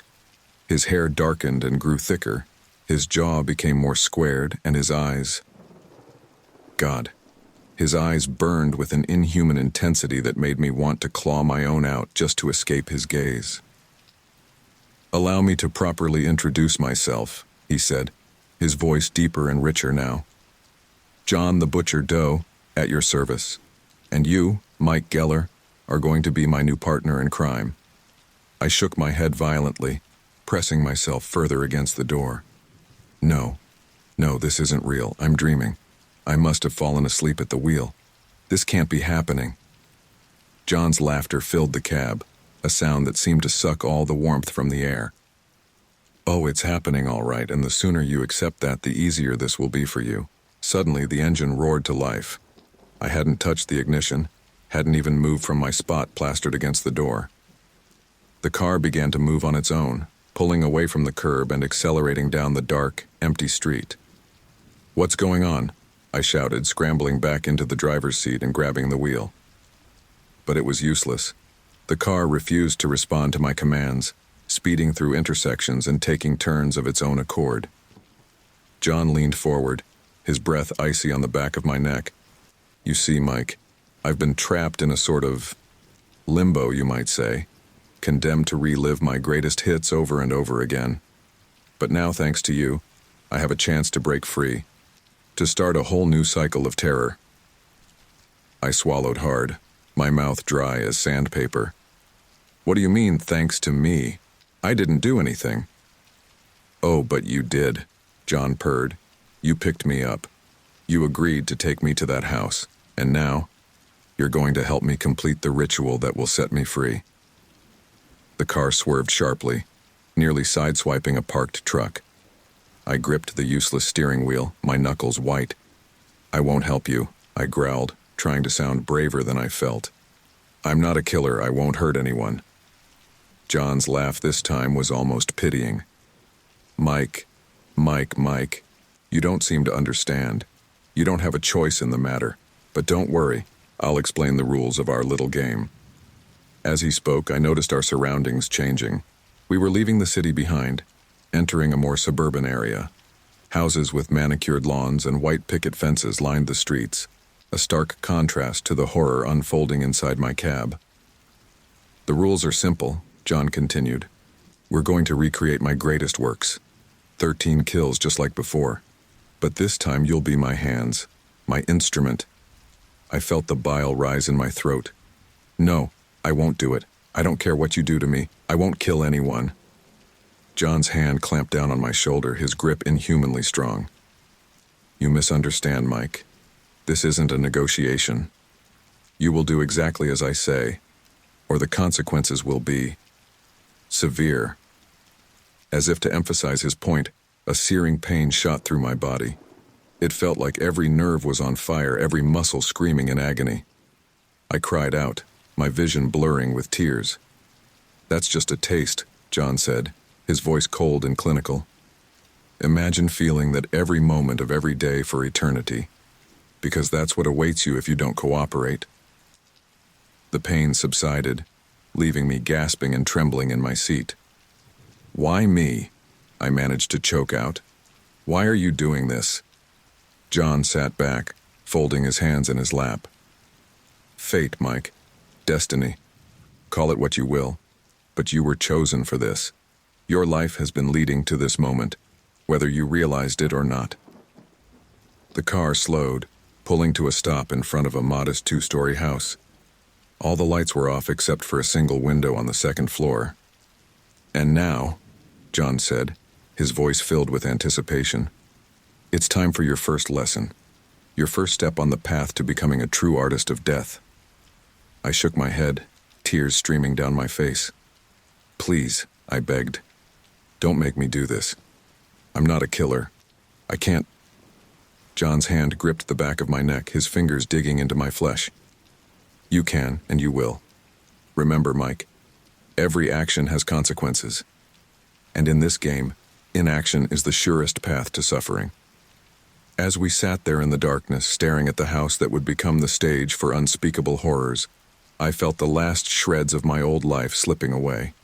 Whatever happened next, whatever atrocities I was forced to commit, I knew that Mike Geller, the man I used to be, was already dead. And in his place, a monster was about to be born. The suburban street was quiet, bathed in the soft glow of streetlights.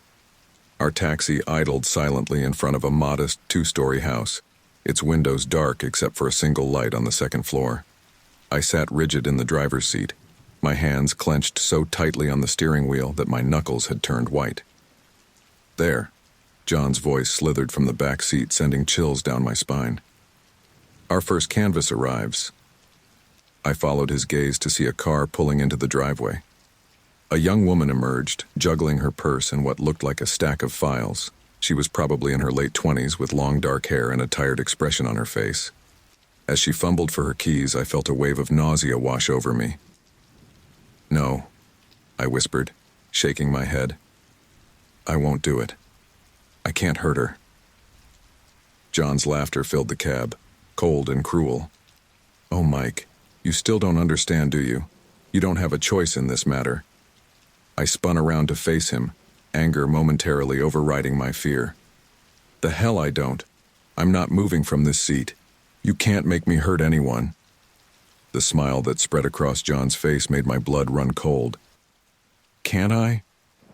Suddenly I felt a strange sensation coursing through my body. It was as if invisible strings had attached themselves to my limbs, pulling and tugging. To my horror, I watched as my hand moved of its own accord, reaching for the door handle. What are you doing to me?" I gasped, trying desperately to regain control of my body. John's eyes glittered with malevolent glee. "Showing you the futility of resistance, Mike. Your body belongs to me now. You're nothing more than a puppet, and I'm the one pulling the strings." Against my will, I felt myself stepping out of the cab. My legs carried me across the street towards the house where the woman had just managed to unlock her front door. I wanted to scream, to warn her, but my voice wouldn't work. I was trapped inside my own body, a silent prisoner forced to watch as this nightmare unfolded. We followed her inside, my footsteps unnaturally quiet on the hardwood floor. I could hear her moving around upstairs, humming softly to herself, completely unaware of the danger that had entered her home. Up the stairs, John's voice whispered in my ear, though he wasn't physically present. "Quietly now. We don't want to spoil the surprise." My body obeyed, climbing the stairs with a grace and stealth that was entirely foreign to me. I found myself outside a bedroom door, left slightly ajar. Through the crack, I could see the woman sitting at a desk, her back to me as she sorted through the files she'd brought home. "Please," I begged silently, though I knew it was useless. "Don't make me do this. I'll do anything else, just don't make me hurt her." John's laughter echoed in my mind. But Mike, this is what you were chosen for. This is your purpose now. Embrace it. My hand reached out, pushing the door open. The woman turned, startled by the sudden intrusion. Her eyes widened in confusion and then fear as she saw me standing there. "Who are you?" she demanded, rising from her chair. "How did you get in here?" I wanted to warn her, to tell her to run, but my mouth wouldn't form the words. Instead, I heard my own voice, twisted by John's influence, say, "I'm sorry. I didn't mean to frighten you. I'm here to help." The woman's posture relaxed slightly, though suspicion still clouded her features. "Help? I don't understand. Did someone send you?" "In a manner of speaking," my voice replied, taking a step closer. "You've been working too hard, haven't you? Bringing work home, staying up late. It's time you got some rest." She shook her head, confusion evident on her face. "I think you should leave. I don't know who you are or why you're here, but—" Her words were cut off as my hands, guided by John's malevolent will, shot out and grabbed her. She tried to scream, but one hand clamped over her mouth while the other wrapped around her throat. Inside my mind, I was screaming, fighting with every ounce of my being to stop this. But my body wouldn't respond. I was forced to watch, a horrified spectator, as my own hands committed unspeakable acts. The struggle seemed to last an eternity, though it was probably only a matter of minutes. When it was over, when the woman's body lay still on the floor, I felt something break inside me. A part of my soul, my humanity, died along with her. "Beautiful," John's voice purred in my ear. "A masterpiece, wouldn't you say, Mike? And this is just the beginning." I felt control of my body return, and immediately collapsed to my knees, retching and sobbing. "You monster," I gasped between heaves. "How could you make me do that?" John materialized beside me, placing a cold hand on my shoulder. "I didn't make you do anything, Mike. This was all you. I merely guided you." "Liar," I spat, shrugging off his touch. I could never. "But you did," John said, his voice filled with mock sympathy. "And you'll do it again, and again, until our work is complete." He grabbed my arm, hauling me to my feet with inhuman strength. "Come now, we have more appointments to keep. But first, take a look at yourself. See how you've grown." He shoved me towards a full-length mirror on the closet door. I stumbled, catching myself on the frame, and looked up into the glass. What I saw made me recoil in horror. My reflection was different, faded somehow, as if I was becoming less substantial. And my eyes, God, my eyes, they looked hollow, haunted, with a glint of something dark lurking in their depths. "What's happening to me?" I whispered, unable to look away from my altered reflection. John's grin was wide and terrible. "You're evolving, Mike, becoming something more than human, just like me." As we left the house, leaving behind the scene of unimaginable horror, I caught a glimpse of myself in a darkened window. My reflection was even fainter now, barely visible in the glass. I realized then that this was more than just a series of forced acts. With each atrocity, each life taken, I was losing pieces of myself. My humanity was slipping away, replaced by something cold and dark and hungry. Days blurred into a nightmarish haze as John and I continued our gruesome spree across Chicago.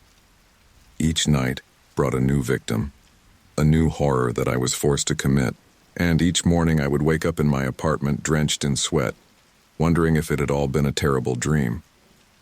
But the news reports quickly dispelled that faint hope. I sat on my worn couch, staring blankly at the TV as another report aired about the string of murders gripping the city. The newscaster's voice was grim as she recounted the details. The body count now stands at 5, with no clear connection between the victims. Police are urging citizens to remain vigilant and report any suspicious activity. I closed my eyes, fighting back the wave of nausea that threatened to overwhelm me. 5 lives snuffed out by my own hands. 5 souls whose blood stained my conscience, and I was powerless to stop it. The report continued, and a new face appeared on the screen. A woman in her mid-30s with determined eyes and a no-nonsense expression. The caption identified her as Detective Sarah Chen. "We will catch this killer," Sarah stated firmly, her gaze seeming to pierce through the camera. "I promise the people of Chicago that we will not rest until this monster is brought to justice." A cold chuckle echoed through my living room, and I jumped, startled to find John lounging in the armchair beside me. I hadn't heard him arrive, but that was becoming disturbingly common. "Oh, Sarah," John said, his tone oddly affectionate. "Still so passionate, so driven. She hasn't changed a bit." I turned to him, confusion mixing with my ever-present fear. "You know her?" John's smile was enigmatic. "You could say that. We have history." Before I could press further, he stood up. "Come on, Mike. Time for a little field trip. I think we should pay Detective Chen a visit, don't you?" My blood ran cold. "No, please. Not her. She's just doing her job." "Exactly," John replied, his eyes glinting with malice. "And we're going to help her do it. Up close and personal." Once again, I felt that terrible loss of control as John's will overtook my body. We left my apartment and got into my cab. As we drove through the city, I tried desperately to fight against John's influence, to regain control of my actions. But it was useless. We arrived at the police station just as Sarah was leaving. She looked tired, with dark circles under her eyes, but there was a determination in her step that was unmistakable. John directed me to follow her at a discreet distance. As we tailed Sarah's car through the city streets, John began to speak, his voice filled with an almost wistful tone. "You know, Mike, Sarah and I go way back. Further than she knows, actually.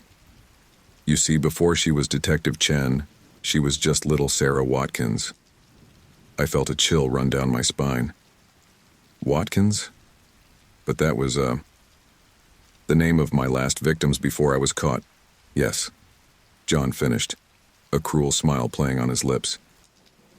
"Robert and Emily Watkins. Such a lovely couple, and they had such a beautiful baby girl." The pieces started to fall into place, and the realization hit me like a punch to the gut. "Sarah, she's my daughter," John confirmed. "Well, biologically speaking, no. But in every way that matters? Oh, yes. You see, after I dispatched her birth parents, I couldn't bring myself to hurt her. She was so small, so innocent. So I left her there, knowing she'd be found and taken care of." I felt sick. "You're a monster," I whispered. John laughed.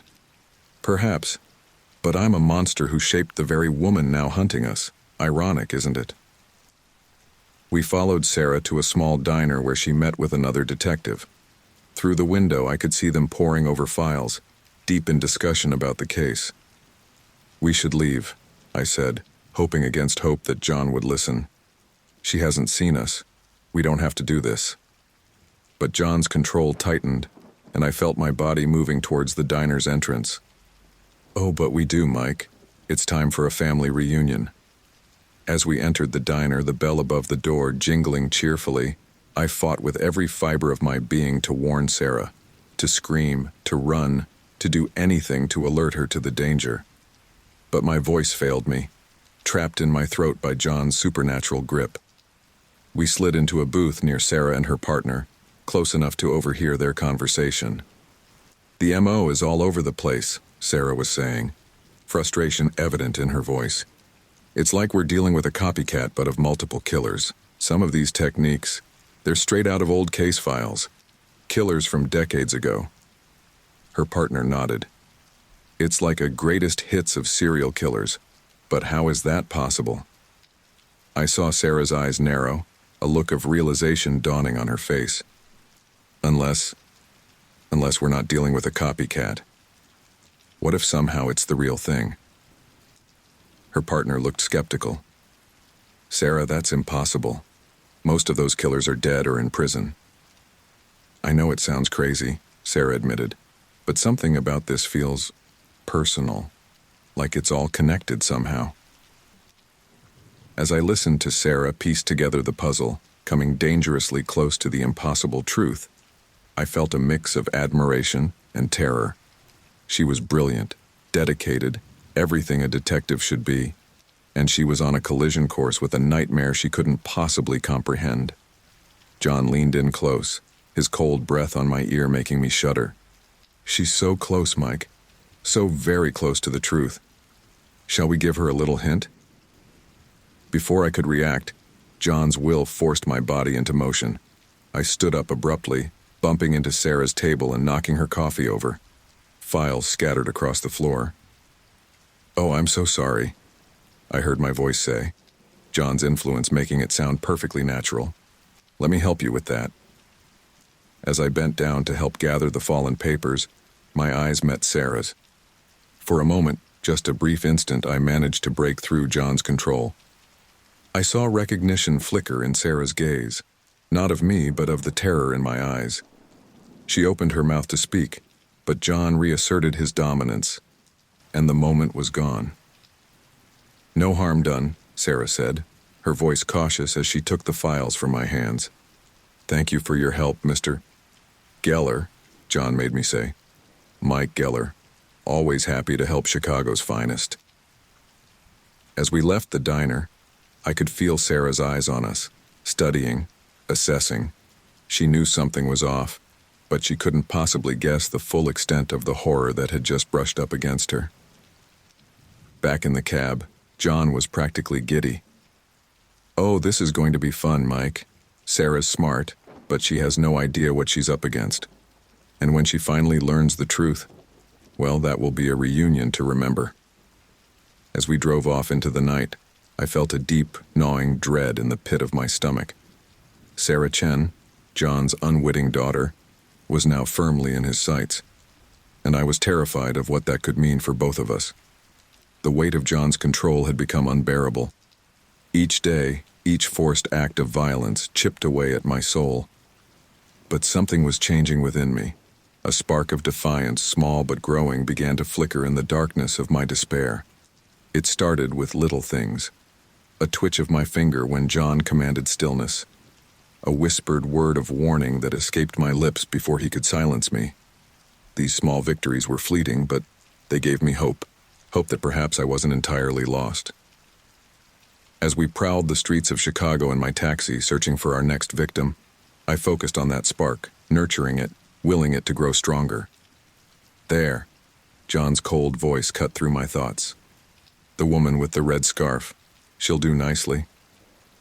I saw her stepping out of a late-night yoga class, her face flushed from exercise and oblivious to the danger that lurked nearby. As John's will pushed me to drive closer, I felt that spark of defiance flare. "No," I whispered, my voice barely audible. John's laughter filled the cab. "No? Oh, Mike, haven't you learned by now? You don't have a choice." But this time, something was different. As we pulled up alongside the woman, I felt my hand move to the door handle. But instead of opening it smoothly as John intended, my fingers fumbled, dropping my keychain onto the street. "Clumsy oaf," John hissed. "Pick those up before she notices us." I got out of the cab, my movement still largely under John's control. But as I bent to retrieve the keys, I managed to curl my fingers around a small piece of paper in my pocket, a receipt from a recent fare. With a sudden burst of will, I scribbled a hasty message on it and tucked it under the windshield wiper of a nearby parked car. John, focused on our intended victim, didn't notice my small act of rebellion. We proceeded with his gruesome plan, and I was once again forced to commit unspeakable acts, but this time a tiny flame of hope burned within me. I had left a clue, a chance, however small, for Sarah to find us. As we drove away from the scene, leaving behind another shattered life, John's voice took on a suspicious tone. "You seem different tonight, Mike. More resistant. I don't like it." Before I could respond, a searing pain exploded behind my eyes. The world around me blurred and shifted, and suddenly I was no longer in my taxi. I found myself standing in a dimly lit basement. The air was thick with the metallic scent of blood, and the walls were lined with tools that made my stomach churn. A figure was strapped to a table in the center of the room, their muffled screams barely audible through their gag. "Welcome to memory lane, Mike," John's voice echoed around me. "Since you're feeling so rebellious, I thought you might enjoy a more immersive experience of my work." To my horror, I realized I was seeing one of John's past murders through his eyes. I could feel his excitement, his twisted pleasure, as he approached his victim. I tried to close my eyes, to block out the scene, but I couldn't. I was forced to watch, to feel, as John committed atrocities that would haunt me for the rest of my days. The visions continued one after another, each more horrific than the last. I experienced decades of John's kills, felt the life drain from countless victims. By the time it was over, I was a shaking, sobbing mess in the driver's seat of my taxi. "Have you learned your lesson?" John asked, his voice dripping with false concern. "Or do we need another trip down memory lane?" "No," I gasped, my voice hoarse from screaming. "No more. Please." John's satisfaction was palpable. "Good. Remember this, Mike. Remember what happens when you defy me." Days passed, and I tried to push the memory of those visions aside. I clung to the hope that my small act of defiance might bear fruit. And then, one evening, as we drove through the city, I saw her. Sarah Chen was standing on a street corner, her eyes scanning the passing cars with intense focus. As we drove by, I saw recognition flash across her face. She had seen my taxi before at the diner, and now she was looking for it. "Well, well," John mused. "It seems our detective friend is getting warmer. How exciting." I felt a mix of hope and terror. Sarah was on our trail, but that put her in incredible danger. I had to find a way to warn her, to help her understand what she was really up against. As if reading my thoughts, John's grip on my mind tightened. "Don't get any ideas, Mike. Sarah may be getting closer, but so is our end game. And trust me, you don't want to be on my bad side when that time comes." Over the next few days, I caught glimpses of Sarah around the city. She was always watching, always searching, and slowly but surely, she was piecing things together. One night, as we passed a police station, I overheard a conversation between Sarah and her partner. "The clue we found," Sarah was saying, her voice intense. "It matches the MO of a killer from the 80s. My father's case." Her partner looked skeptical. "Sarah, we've been over this. Your father's dead. He can't be behind these killings." "I know that," Sarah snapped. "But what if someone is carrying on his work? Someone who knew him, studied him?" If only she knew how close to the truth she was, and how much danger that put her in. As the days wore on, I could feel John's power over me growing stronger. It was as if my small acts of defiance had made him more determined to break me completely. The killings became more frequent, more brutal, and each time, I felt a piece of myself slipping away. But Sarah's persistence gave me hope. She was getting closer, unraveling the impossible truth bit by bit. I just had to hold on, to resist John's control long enough for her to put it all together. One night, as we stalked our latest victim, I managed to leave another clue. A small scrap of paper with a hastily scrawled message. "Not copycat. Real thing. Help." I knew the risk I was taking. If John discovered my continued defiance, the punishment would be severe. But I couldn't give up. Sarah was our only hope of ending this nightmare. As we drove away from our latest crime scene, John's voice filled the cab, cold and menacing. "You're playing a dangerous game, Mike. I can feel your resistance growing, but remember, the stronger you fight, the stronger I become. And when I'm done with you, there won't be anything left of Mike Geller, just another extension of me." I gripped the steering wheel tightly, fighting against the wave of despair that threatened to overwhelm me. Sarah was close to the truth, but John's power was growing. It was a race against time, and I wasn't sure which side would win. As we disappeared into the night, I clung to that small spark of defiance, praying it would be enough to see us through the darkness that lay. The city lights blurred past as we cruised through Chicago's streets, a silent predator on the prowl. But tonight was different. I could feel it in the air, a tension that crackled like electricity. John's excitement was palpable, his anticipation filling the cab with an oppressive energy. "Tonight's the night, Mike." John's voice slithered from the back seat. "One more kill, and I'll be free. Free to wreak havoc on this world without limitation." I gripped the steering wheel tighter, my knuckles turning white. "What do you mean, free?" John's laughter sent chills down my spine. "Oh, Mike. Did you think this was just about reliving my glory days? No. This has all been building to something much greater. A ritual, ancient and dark, that will grant me permanent freedom from the bonds of death and judgment." The implications of his words hit me like a punch to the gut. If John succeeded, if he completed this ritual, there would be no stopping him. The horrors we'd committed so far would pale in comparison to what an unrestrained John could do. "And do you know who our final guest of honor will be?" John asked, his voice dripping with malicious glee. A cold dread settled in my stomach as realization dawned. "No," I whispered. "Not Sarah." "Who better?" John mused. "My own flesh and blood, the detective who's been chasing us. It's poetic, don't you think?" As we began our search for Sarah, I fought against John's control with every ounce of strength I had left. I couldn't let this happen. I couldn't be the instrument of Sarah's demise, the unwilling accomplice in unleashing an unstoppable evil upon the world. We spotted Sarah's car outside a small diner. She was inside, poring over case files, unaware of the danger lurking just outside. John's excitement grew as we parked across the street, waiting for her to emerge. In that moment, as John's anticipation reached its peak, I felt his control slip ever so slightly. It was now or never. With a supreme effort of will, I managed to move my hand to the horn, giving it 3 short blasts. Sarah's head snapped up, her eyes scanning the street. I saw recognition flash across her face as she spotted my taxi. But before she could react, John reasserted his control, forcing me to drive away.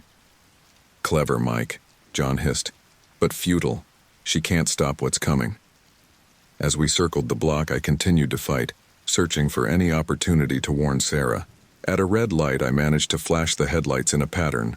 3 short, 3 long, 3 short. SOS. I saw Sarah in my rearview mirror, her car now following us at a distance. "She's following us," I said, a mix of hope and fear in my voice.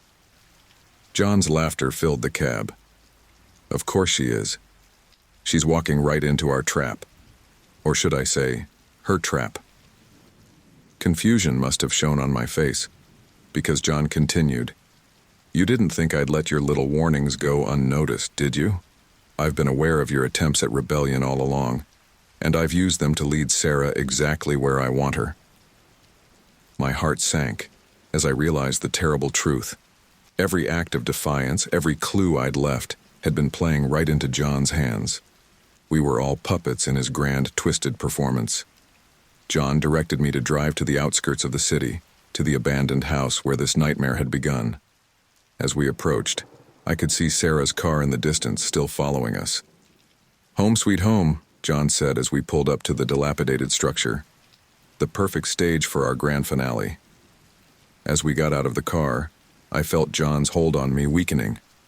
Whether it was the proximity to the ritual's completion or my own desperate will to break free, I found I could move of my own accord, if only slightly. Sarah's car screeched to a halt behind us, and she emerged, gun drawn. "Freeze!" she shouted. "Chicago PD!" John turned slowly, a smile spreading across his face. "Sarah, my dear, so good of you to join us. Family reunions are always so special, don't you think?" Confusion flickered across Sarah's face. "What are you talking about? Put your hands where I can see them." I wanted to shout a warning, to tell Sarah to run, but John's influence still held my voice in check. Instead, I managed to take a stumbling step away from John, my movements jerky and uncoordinated. Sarah's eyes darted between us, trying to assess the situation. "Mr. Geller?" she said, recognizing me from our previous encounters. "Are you all right?" Before I could respond, John's laughter rang out, echoing off the abandoned houses around us. "Oh, he's far from all right, Sarah. But don't worry about Mike, you should be more concerned about yourself." With inhuman speed, John closed the distance between them. Sarah fired her weapon, the gunshots deafeningly loud in the quiet night. But the bullets seemed to pass right through John, leaving him unharmed. "Impossible," Sarah gasped, her training warring with the impossible scene before her.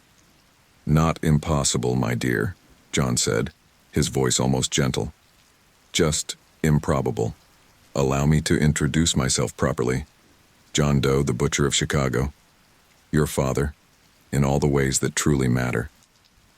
Sarah's face drained of color as the truth she'd been piecing together finally clicked into place. "No," she whispered. "You can't be. You're dead." "Death is such a fickle thing," John mused. "But thanks to you and Mike here, I'm about to transcend it completely." As John monologued, I felt his control slipping further. With tremendous effort, I managed to call out, "Sarah, run! He needs you for the ritual." John's head snapped towards me, his eyes burning with fury. "You dare defy me now, Mike, after everything we've been through?" I felt a searing pain rip through my body, John's punishment for my disobedience. But I didn't care. Sarah knew the truth now, and that gave us a fighting chance. Sarah, to her credit, recovered quickly from the shock. She backed away, her gun still trained on John. "Whatever you're planning, it's over. Backup is on the way." John's smile was terrifying in its serenity. "Oh, Sarah, it's far from over. In fact, we're just getting to the good part." With a gesture from John, the front door of the abandoned house swung open, revealing a pulsing, otherworldly light from within. The air around us seemed to thicken, charged with an energy that made my skin crawl. "The stage is set," John announced. "And now, my dears, it's time for the final act." As we stood on the precipice of unimaginable horror, I could feel John's hold on me weakening further. But time was running out. The ritual was nearly complete, and if we couldn't stop John now, the world as we knew it would never be the same. Sarah's eyes met mine, and I saw in them a determination that mirrored my own. Whatever happened next, we were in this together. As John ushered us towards the house, towards the completion of his dark ritual, I clung to that small spark of hope. It wasn't over yet. And as long as we were still breathing, there was a chance to stop this nightmare once and for all. The abandoned house loomed before us, its dilapidated facade a stark contrast to the pulsing, otherworldly light emanating from within. Sarah stood her ground, her gun trained on John, but I could see the tremor in her hands as she faced the impossible. "How?" Sarah's voice cracked, her eyes wide with disbelief. "How is this possible? You're dead? I saw your body. I went to your funeral."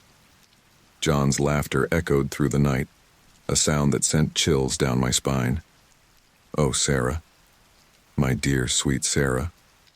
Death is such a flimsy concept when you know the right tricks."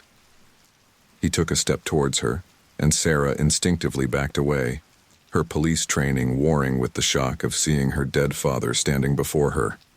"Stay back!" she shouted, her voice stronger now. "I don't know what kind of sick game this is, but it ends now." John's smile was predatory, his eyes gleaming with malevolent glee. "A game? Oh no, my dear, this is so much more than that. This is destiny. Your destiny. Our destiny." I watched the exchange, still fighting against John's control. I could feel his grip on me weakening, distracted as he was by Sarah's presence. I had to warn her, had to find a way to break through. "You see, Sarah," John continued, his voice taking on an almost gentle tone, "there's so much you don't know about yourself, about your true heritage." Sarah's brow furrowed in confusion. "What are you talking about?" "Your parents, my dear. Your real parents." John's words dripped with false sympathy. Did you never wonder why you were adopted? Why there were no pictures of your mother pregnant with you? I saw the doubt flicker across Sarah's face, her resolve wavering. No, she whispered. You're lying. This is just another one of your manipulations. John shook his head, a sad smile on his face. I'm afraid not.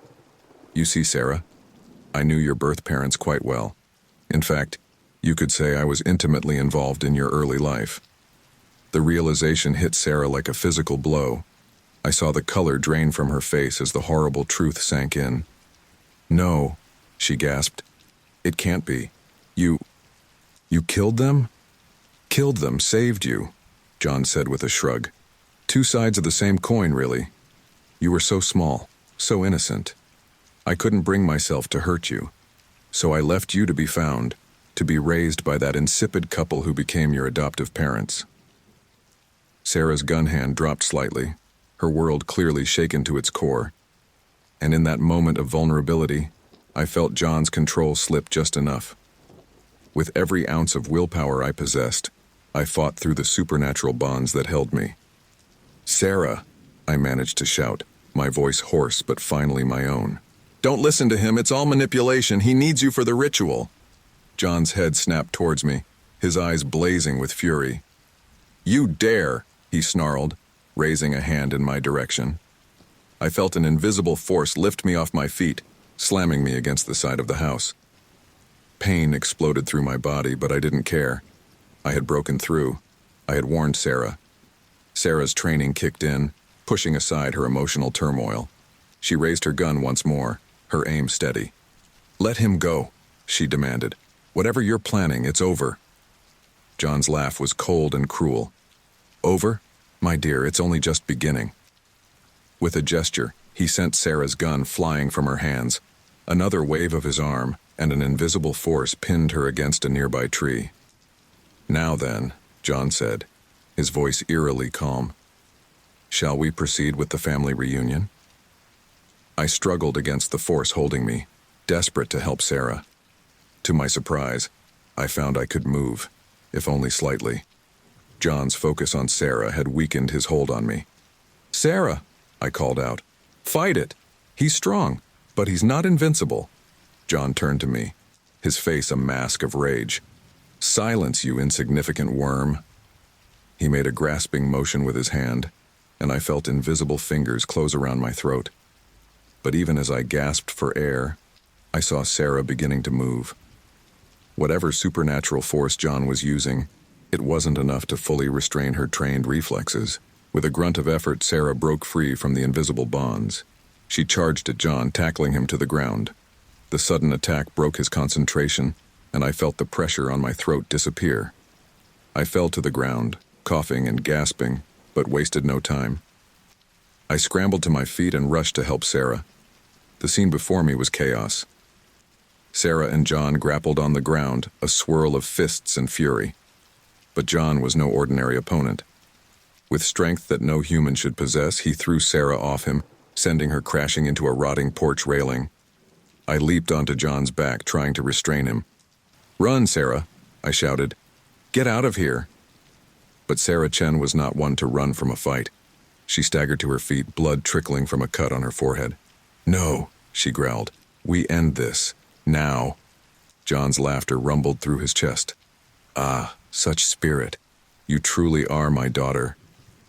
With seemingly no effort, he reached back and grabbed me, flinging me off him like I weighed nothing. I hit the ground hard, the wind knocked out of me. Sarah charged again, but this time John was ready. He raised his hand, and Sarah froze mid-stride, her body rigid and unmoving. Enough of this foolishness, John snarled. The ritual must be completed. He began to drag Sarah towards the house, her body floating eerily a few inches off the ground. I struggled to my feet, determined to stop him. But as I took a step forward, the ground beneath my feet began to tremble. At first I thought it was just my own disorientation. But then I saw the look of surprise on John's face. The trembling intensified, and suddenly, with a deafening crack, the earth split open.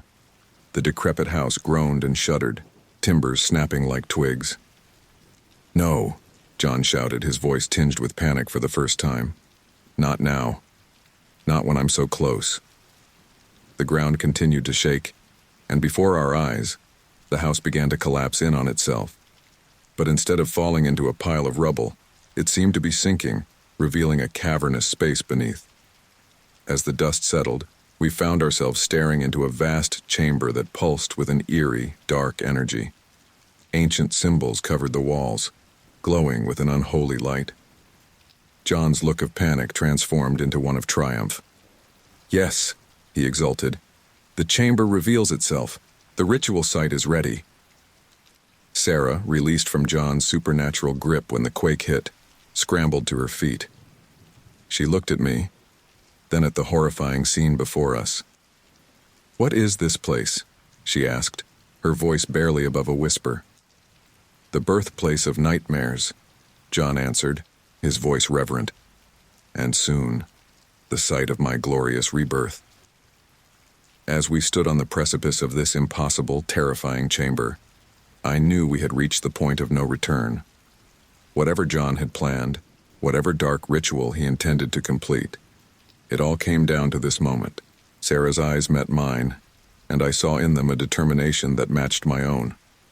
Whatever happened next, we were in this together. As John began to descend into the pulsing chamber, beckoning us to follow, I steeled myself for the confrontation to come. The fate of not just our lives, but perhaps the entire world, hung in the balance. The world tilted and spun as we tumbled into the cavernous chamber beneath the house. The fall seemed to last an eternity, the air growing colder and heavier with each passing second. Finally, we hit the ground with a bone-jarring thud, the impact knocking the wind out of me. As I struggled to my feet, my eyes slowly adjusted to the dim, pulsating light that filled the vast space. What I saw made my blood run cold. The chamber was enormous, its walls covered in intricate glowing symbols that seemed to writhe and shift as I looked at them.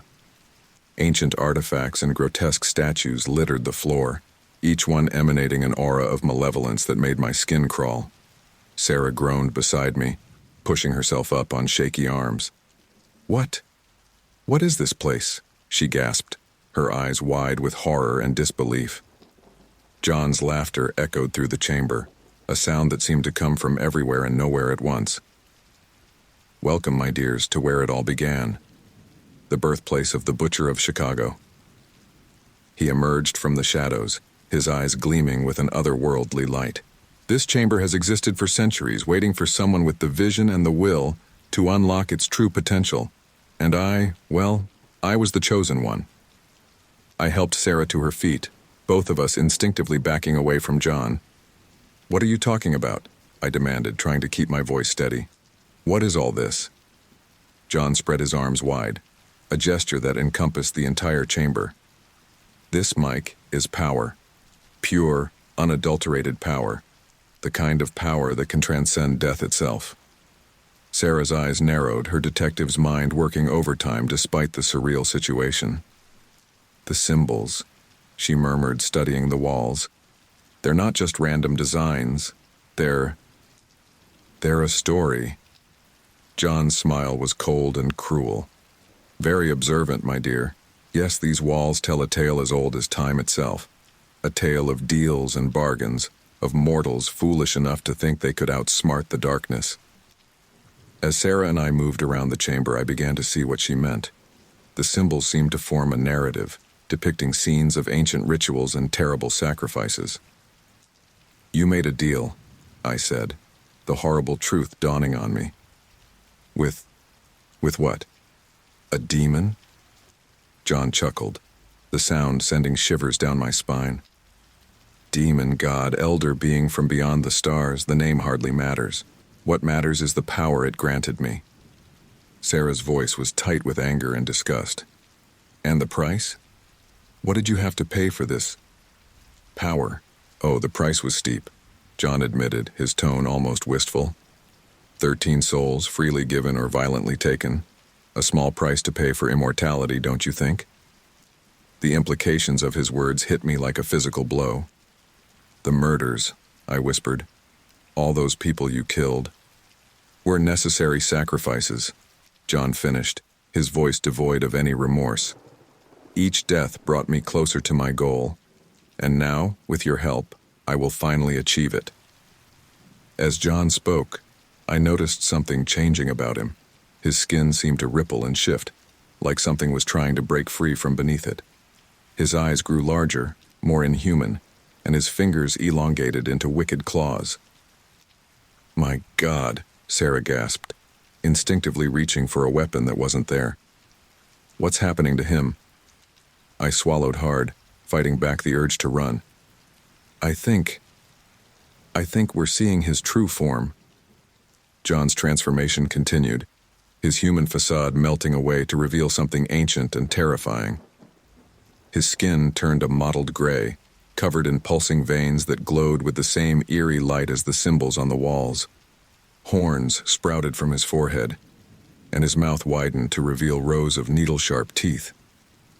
Yes, he hissed, his voice now a guttural growl. This is what true power looks like. This is what I will become permanently once the ritual is complete. Sarah and I backed away, our eyes darting around the chamber for anything we could use as a weapon or a means of escape. As we moved, I noticed Sarah studying the symbols intently, her brow furrowed in concentration. Mike, she whispered, keeping her voice low. I think I'm starting to understand these symbols. They're not just telling the story of John's deal. They're instructions. I glanced at her, confused. Instructions for what? For the ritual, she replied, her eyes never leaving the walls. But also, I think, for how to break it.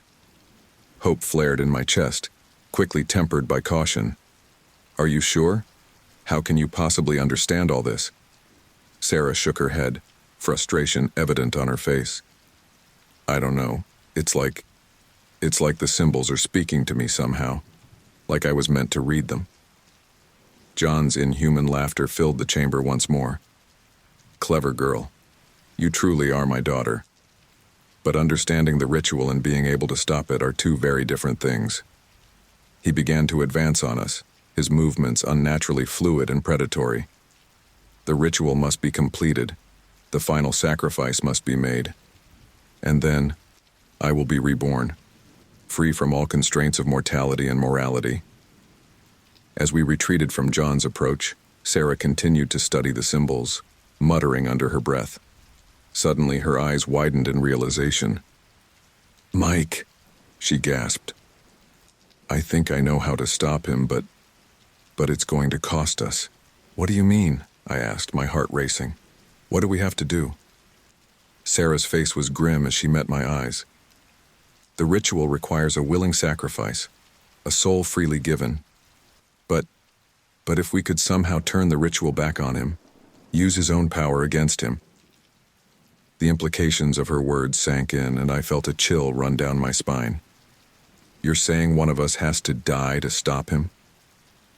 Sarah nodded, her expression a mix of determination and fear. It's the only way. We have to complete the ritual ourselves, but twist it to trap John instead of freeing him. John's monstrous form loomed over us, his clawed hands reaching out. Enough of this prattle, he snarled.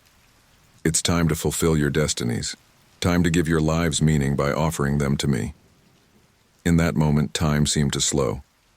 I looked at Sarah, saw the strength and resolve in her eyes despite the terror of our situation. I thought of all the lives John had taken, of all the horror he would unleash if we failed to stop him. And I knew what I had to do. I'll do it, I said, my voice steadier than I felt. I'll be the sacrifice. Sarah's eyes widened in shock. Mike, no, you can't. But I had made my decision. It has to be me, Sarah. You're the only one who can read the symbols, who can complete the ritual correctly, and I've already got blood on my hands from when John controlled me. This is my chance to make it right. John's laughter boomed through the chamber. How touching. The lamb offers itself willingly to the slaughter. Very well, Mike, let's begin. As John began to chant in a language I didn't recognize, the symbols on the walls pulsed with increasing intensity. Sarah grabbed my arm, her eyes filled with tears. Mike, please. There has to be another way. I managed a small smile, trying to project a confidence I didn't entirely feel. It's okay, Sarah. Just make sure you get it right. Make sure this ends with him, not me. As the chanting grew louder and the air in the chamber became charged with dark energy, I steeled myself for what was to come. I didn't know what awaited me on the other side of this sacrifice, but I knew that stopping John was worth any price. The ritual had begun, and with it the final battle for our souls and the fate of the world. The air in the chamber crackled with dark energy as Sarah and I raced against time to complete the ritual. John's monstrous form loomed over us, his inhuman eyes gleaming with malevolent anticipation. Every step we took was a battle against unseen forces that seemed determined to hold us back. "Hurry!" Sarah shouted, her voice barely audible over the otherworldly howling that filled the chamber. She was frantically deciphering the symbols on the walls, her fingers tracing the glowing runes as she muttered incantations under her breath. I stumbled forward, fighting against what felt like invisible hands grasping at my limbs. The floor beneath our feet rippled and shifted, transforming into a nightmarish landscape of writhing tentacles and gaping maws. "You cannot hope to succeed," John's voice boomed, shaking the very foundations of the chamber. "The ritual is mine to complete, mine to control." With a wave of his clawed hand, the artifacts scattered around the room came to life. Ancient statues creaked and groaned as they pulled themselves from their pedestals, their stone eyes fixed upon us with predatory intent. "Mike, watch out!" Sarah cried. I turned just in time to see a grotesque stone gargoyle lunging at me, its jagged teeth inches from my face. I ducked and rolled, feeling the rush of air as it passed over me. The creature crashed into the wall behind me, shattering into 1,000 pieces. As I scrambled to my feet, I saw Sarah surrounded by a trio of animated skeletons, their bony fingers reaching for her throat. Without thinking, I grabbed a nearby ceremonial dagger and hurled it at the nearest skeleton. The blade embedded itself in the creature's skull with a sickening crack, and it crumbled to dust. Sarah took advantage of the moment, snatching up a heavy tome and swinging it like a club. The remaining skeletons fell before her onslaught, their bones scattering across the chamber floor. "Nice move," I panted, joining her at the center of the room. She managed a grim smile. "Thanks, but we're not done yet." Together we turned our attention back to the ritual. Sarah's eyes darted across the walls, taking in the complex patterns of symbols and glyphs. "I think I've got it," she said, her voice tight with concentration. "The ritual requires a focal point, a nexus of power to channel the energies we're dealing with." I nodded, trying to ignore the chaos swirling around us. "Okay, what do we need to do?" Sarah's face fell, and I felt my heart sink. "What is it?" I asked, dreading the answer. "The ritual," she said softly. "It requires a sacrifice. A willing one. One of us. One of us has to die to end this." The words hit me like a physical blow. For a moment, the madness around us seemed to fade away as the full weight of what she was saying sank in. "Are you sure?" I asked, though I already knew the answer. Sarah nodded, her eyes filled with a mix of determination and sorrow. "It's the only way to stop him, to end this nightmare once and for all." I took a deep breath, steeling myself for what I knew I had to do. "Then it has to be me," I said, my voice steadier than I felt. Sarah's eyes widened in shock. "Mike, no, you can't." "I have to," I insisted. "I've been a part of this from the beginning. I was John's unwilling accomplice in all those murders. This is my chance to make it right, to find some kind of redemption." Tears welled up in Sarah's eyes. "But you were forced into it. You're as much a victim as anyone else." I shook my head, resolute in my decision. "Maybe. But I still have blood on my hands. And you're the only one who can read these symbols, who can complete the ritual correctly. It has to be me." As I spoke, I could see the gears turning in Sarah's mind. Suddenly, her eyes lit up with a desperate idea, Wait, she exclaimed. Maybe there's another way. What if I offer my connection to John instead?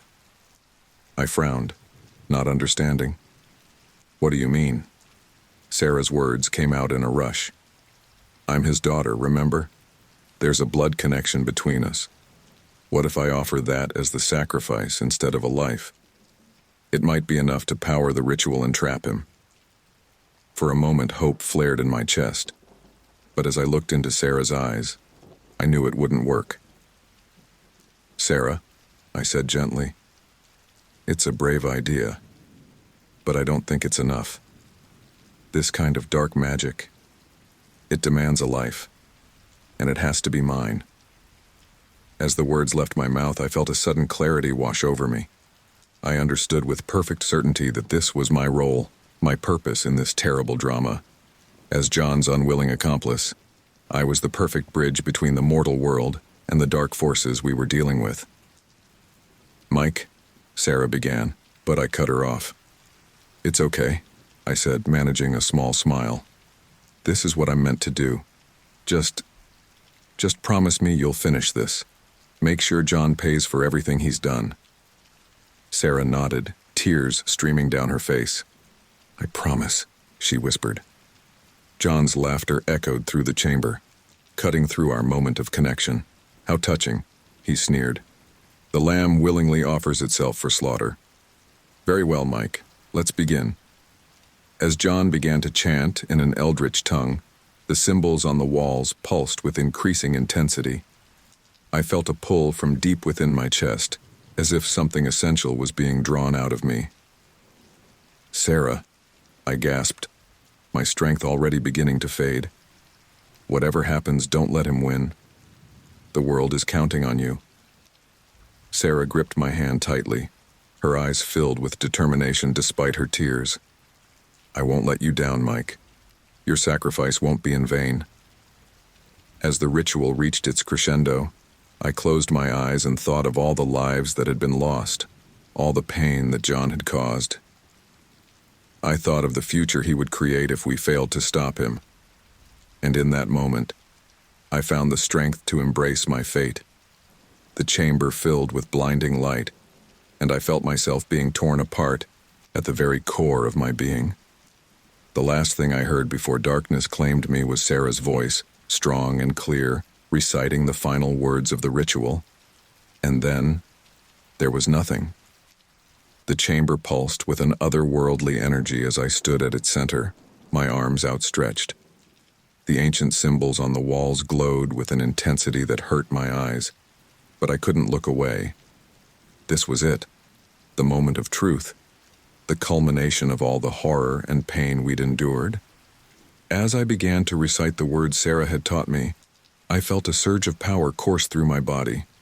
It was exhilarating and terrifying all at once, like grabbing hold of a live wire. John's inhuman roar of rage echoed through the chamber, but it seemed distant, as if coming from another world. No, he bellowed. You cannot do this. The power is mine. I saw him lunge towards me out of the corner of my eye, his monstrous form a blur of teeth and claws. But before he could reach me, Sarah stepped between us, wielding a glowing artifact she'd snatched from a nearby pedestal. Stay back, she shouted, her voice filled with a strength I'd never heard before. You've done enough damage, Father. This ends now. As Sarah fended off John's attacks, I delved deeper into the dark magic of the ritual. The words flowed from my lips, each syllable seeming to reshape reality around us. I felt John's power, and the malevolent entity behind it fighting against me. It was like trying to swim upstream in a river of pure darkness. Suddenly, my vision blurred, and I found myself reliving moments from my life. I saw myself as a child, laughing with my parents. I saw my first day as a cab driver, full of hope for the future.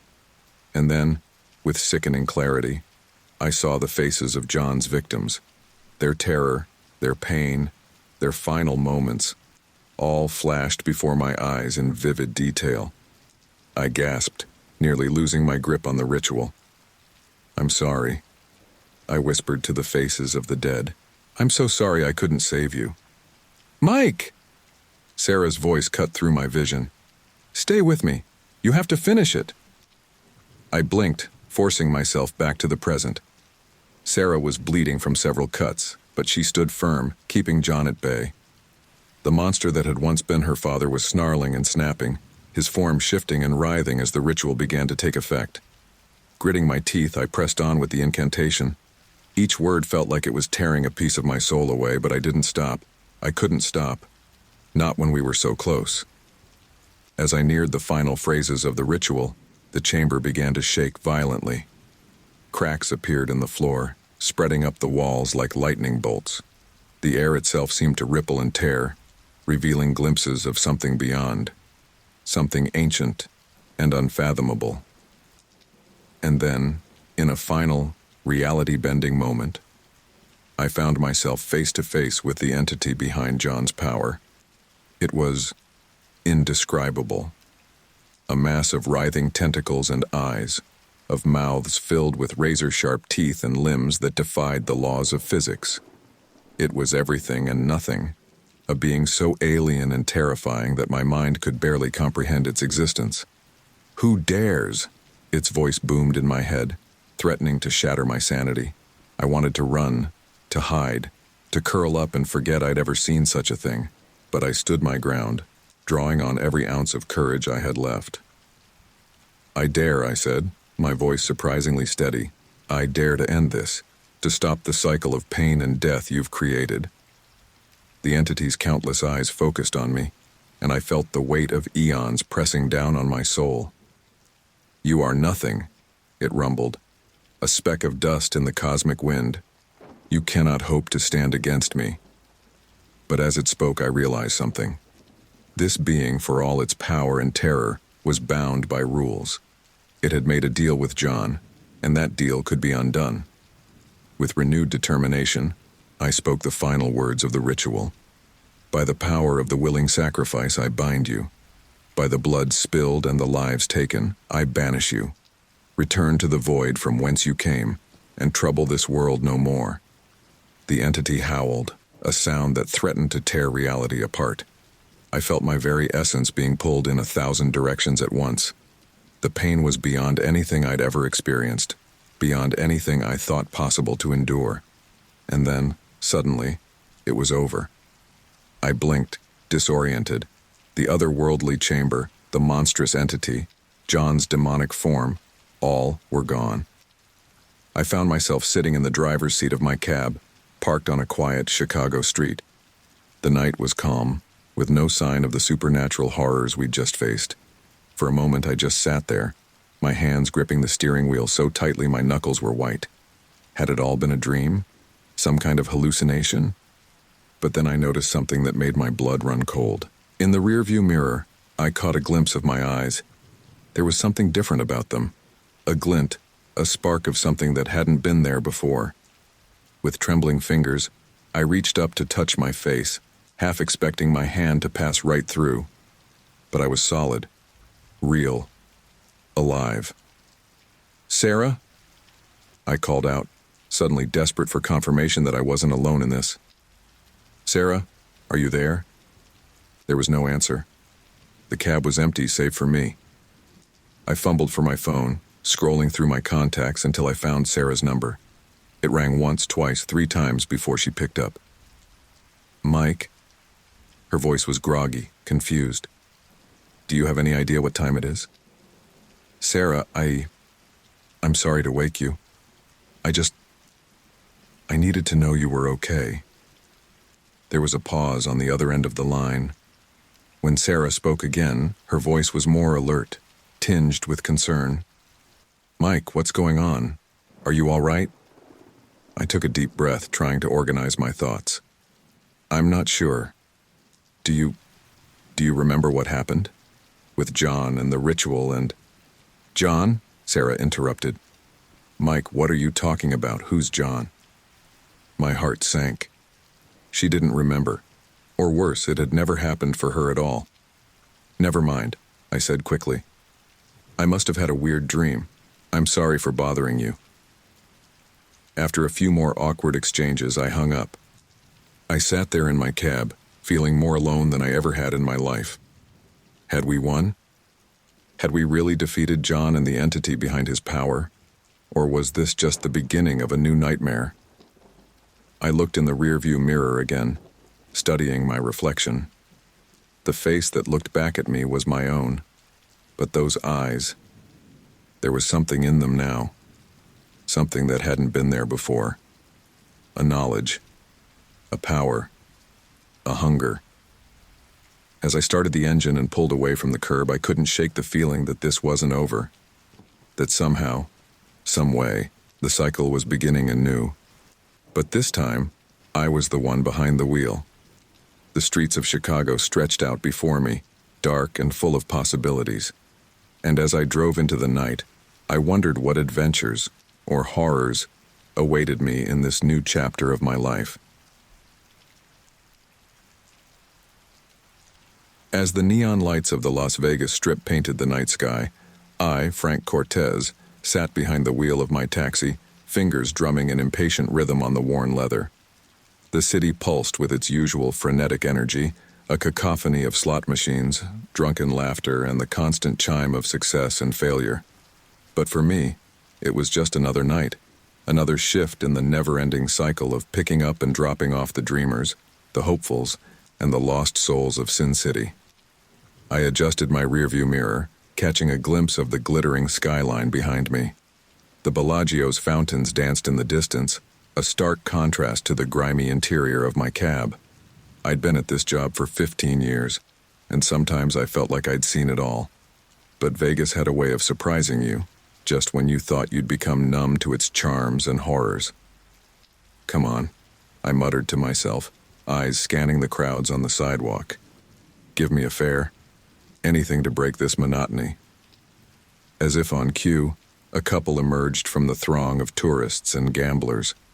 They stood out immediately, not for their flashiness, but for their understated elegance.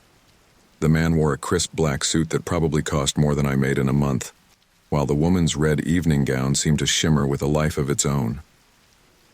I pulled up to the curb, and the woman's eyes met mine through the passenger window. For a moment I felt a chill run down my spine. There was something in that gaze, something that didn't quite fit with the glitzy Vegas scene around us. But I shook it off. A fare was a fare, and beggars couldn't be choosers. The back door opened, and the couple slid into the cab. The woman's perfume immediately filled the small space, a scent that was sickeningly sweet, yet somehow reminded me of decay. It made my nostrils flare and my stomach churn. "Good evening," the man said, his voice carrying an otherworldly echo that I attributed to the acoustics of the cab. "We'd like to go to the Pandemonium Casino, please." I frowned, racking my brain. In 15 years of driving these streets, I'd never heard of a casino by that name. "I'm sorry, sir, but I'm not familiar with that one. Is it new?" The woman laughed, a sound like tinkling glass that set my teeth on edge. "Oh, it's very old, darling. Just not well known to certain circles." I turned in my seat to get a better look at my passengers. The man, Mr. Blackwood I decided to call him in my head, had a face that was all angles and shadows. His eyes seemed to glitter with an inner light that I told myself was just a reflection of the neon outside. "Could you give me an address or a general direction?" I asked, trying to keep the unease out of my voice. Mr. Blackwood smiled, and for a split second I could have sworn his teeth looked sharper than they should have been. "Of course. Head north on the Strip, and then take the old Spanish Trail highway out of town. We'll guide you from there." I hesitated. It wasn't uncommon for fares to want to go to out-of-the-way casinos, hoping to find better odds or a more exclusive experience. But something about this couple made the hairs on the back of my neck stand up. "That's quite a ways out," I said cautiously. "It'll be an expensive trip." Mrs. Blackwood leaned forward, her face appearing between the front seats. This close, I could see that her eyes were an impossible shade of violet. "Money is no object, Mr. Cortez," I supplied automatically. "Frank Cortez." "Mr. Cortez," she purred, and I swore I could feel the temperature in the cab drop by several degrees. We'll make it worth your while, let's say, triple your usual rate? I swallowed hard. Triple rate for a long trip out of town? It could set me up for weeks, maybe even give me a chance to finally take that vacation I'd been promising myself for years. All right, I said, putting the cab into drive. Pandemonium Casino it is. As we pulled away from the curb, I couldn't shake the feeling that something was off about these passengers. Mr. Blackwood sat rigidly in his seat, his eyes fixed on some point in the distance that only he could see. Mrs. Blackwood, on the other hand, seemed to be everywhere at once, her gaze flitting from the windows to the rearview mirror to the back of my head. So, I said, trying to break the uncomfortable silence that had fallen over the cab, what brings you folks to Vegas? Business or pleasure? Mr. Blackwood's laugh was like gravel in a blender. Oh, a bit of both, I'd say. Wouldn't you agree, my dear? Mrs. Blackwood's hand appeared on her husband's arm, and I caught a glimpse of nails that looked more like talons. Indeed. We're here to collect on a long-standing debt. Ah, gamblers then? I asked, grateful for what seemed like a normal topic of conversation. In a manner of speaking, Mr. Blackwood replied, though our games tend to have much higher stakes than your typical casino fare. I nodded, not quite sure how to respond to that. As we left the Strip behind, the familiar landmarks of Las Vegas gave way to the darker, less glamorous outskirts of the city. The neon faded, replaced by the dull glow of streetlights and the occasional all-night diner.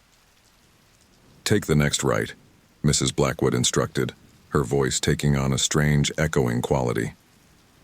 I complied, turning onto a road I didn't recognize. The asphalt seemed to shimmer in my headlights, and for a moment, I could have sworn I saw it ripple like water. You two from around here? I asked, desperate to maintain some semblance of normalcy. We're from somewhere else, Mr. Blackwood said cryptically. A place very different from your Las Vegas, yet perhaps not so different in essence. The road stretched out before us, straight as an arrow and disappearing into the darkness. I glanced at my gas gauge, suddenly worried about how far we were going. Don't concern yourself with trivial matters like fuel, Mr. Cortez, Mrs. Blackwood said, as if reading my mind. We'll ensure you have everything you need for this journey. A shiver ran down my spine at her words. There was a weight to them, a promise that felt more like a threat. How much further? I asked, my voice sounding strained even to my own ears. Oh, not far now, Mr. Blackwood assured me. We're almost home. As if on cue, the sky ahead began to change. The dark blue of the desert night shifted, taking on a reddish tinge that grew more pronounced with each passing mile. I blinked hard, convinced I was seeing things. Does the sky look a little strange to you? I ventured, glancing at my passengers in the rearview mirror. Their eyes met mine, and in that moment I knew with absolute certainty that I had made a terrible mistake. Mr. Blackwood's face seemed to ripple, the human facade melting away to reveal something ancient and terrifying. Mrs. Blackwood's elegant gown writhed as if alive, darkness spilling out from its edges to fill the back seat. Welcome, Frank Cortez, they said in unison, their voices a symphony of terror that filled the cab. To the road to hell. Your fare is paid in full, with your soul. As the words washed over me, the world outside the cab erupted into flames. The asphalt beneath my tires cracked and split, revealing a river of molten rock. The sky burned crimson, and in the distance, I could see the twisted spires of a city that could only exist in nightmares. I gripped the steering wheel, my knuckles turning white, as the reality of my situation sank in. This wasn't a fare. It was a one-way trip to damnation, and I was in the driver's seat. As the last vestiges of Las Vegas disappeared behind us, I couldn't tear my eyes away from the rearview mirror. The familiar neon glow that had been my constant companion for 15 years faded into nothingness, replaced by an ominous, pulsating red light on the horizon. It was as if the sky itself was bleeding, the wound growing larger with each mile we traveled. What's happening? I croaked, my throat suddenly dry as sandpaper. Where are we going? Mr. Blackwood's voice came from the back seat, now tinged with an otherworldly resonance that made my skin crawl. "Why, we're going home, Mr. Cortez. And you're our honored guest." I wanted to laugh, to tell them this was all some elaborate prank, but the words died in my throat as I looked down at the road. The asphalt beneath my tires began to shimmer like a mirage in the desert. But this was no trick of the light.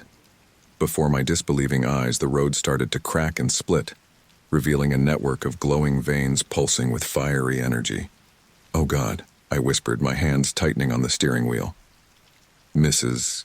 Blackwood's laughter filled the air, a sound that sent shivers down my spine despite the rising temperature in the cab.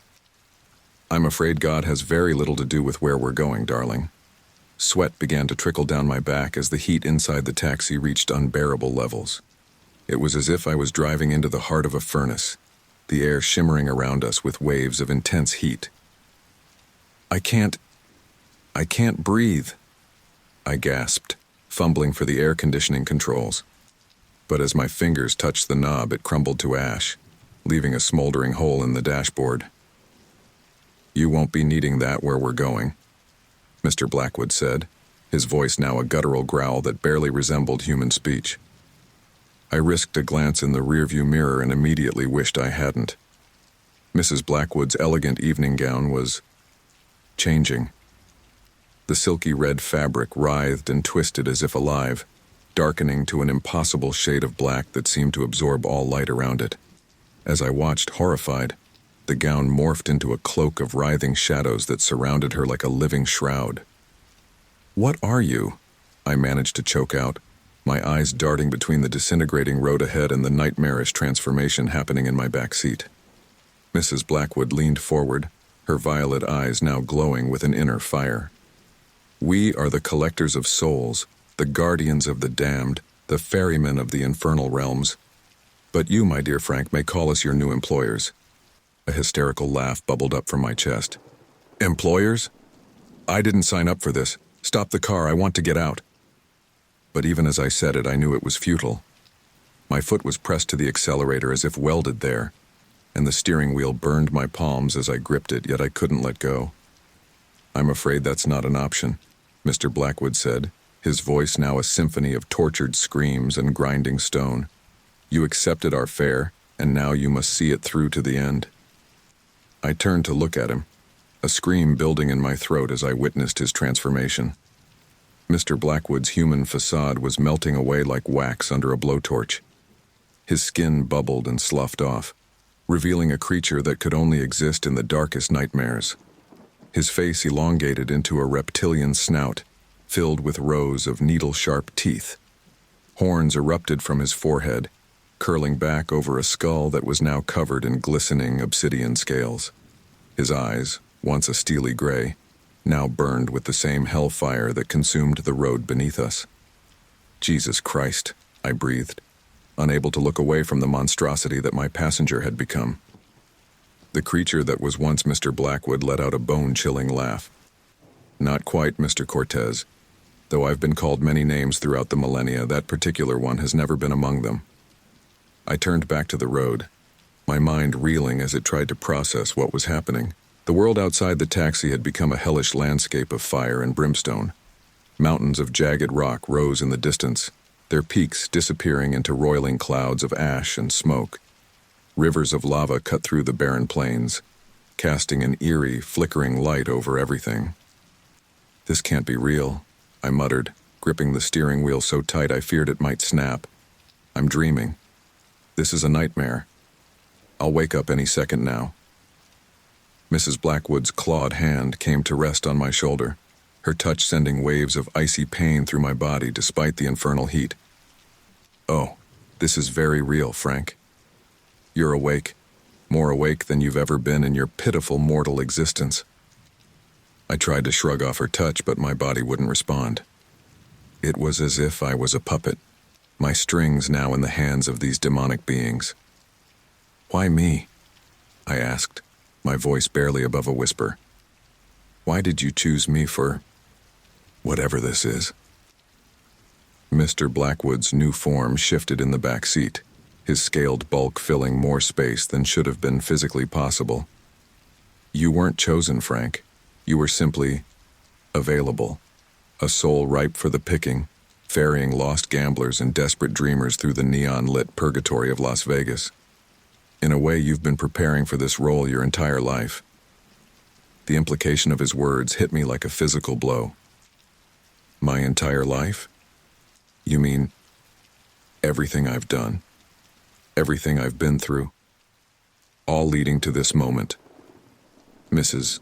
Blackwood finished, her voice a seductive whisper that seemed to come from everywhere and nowhere at once.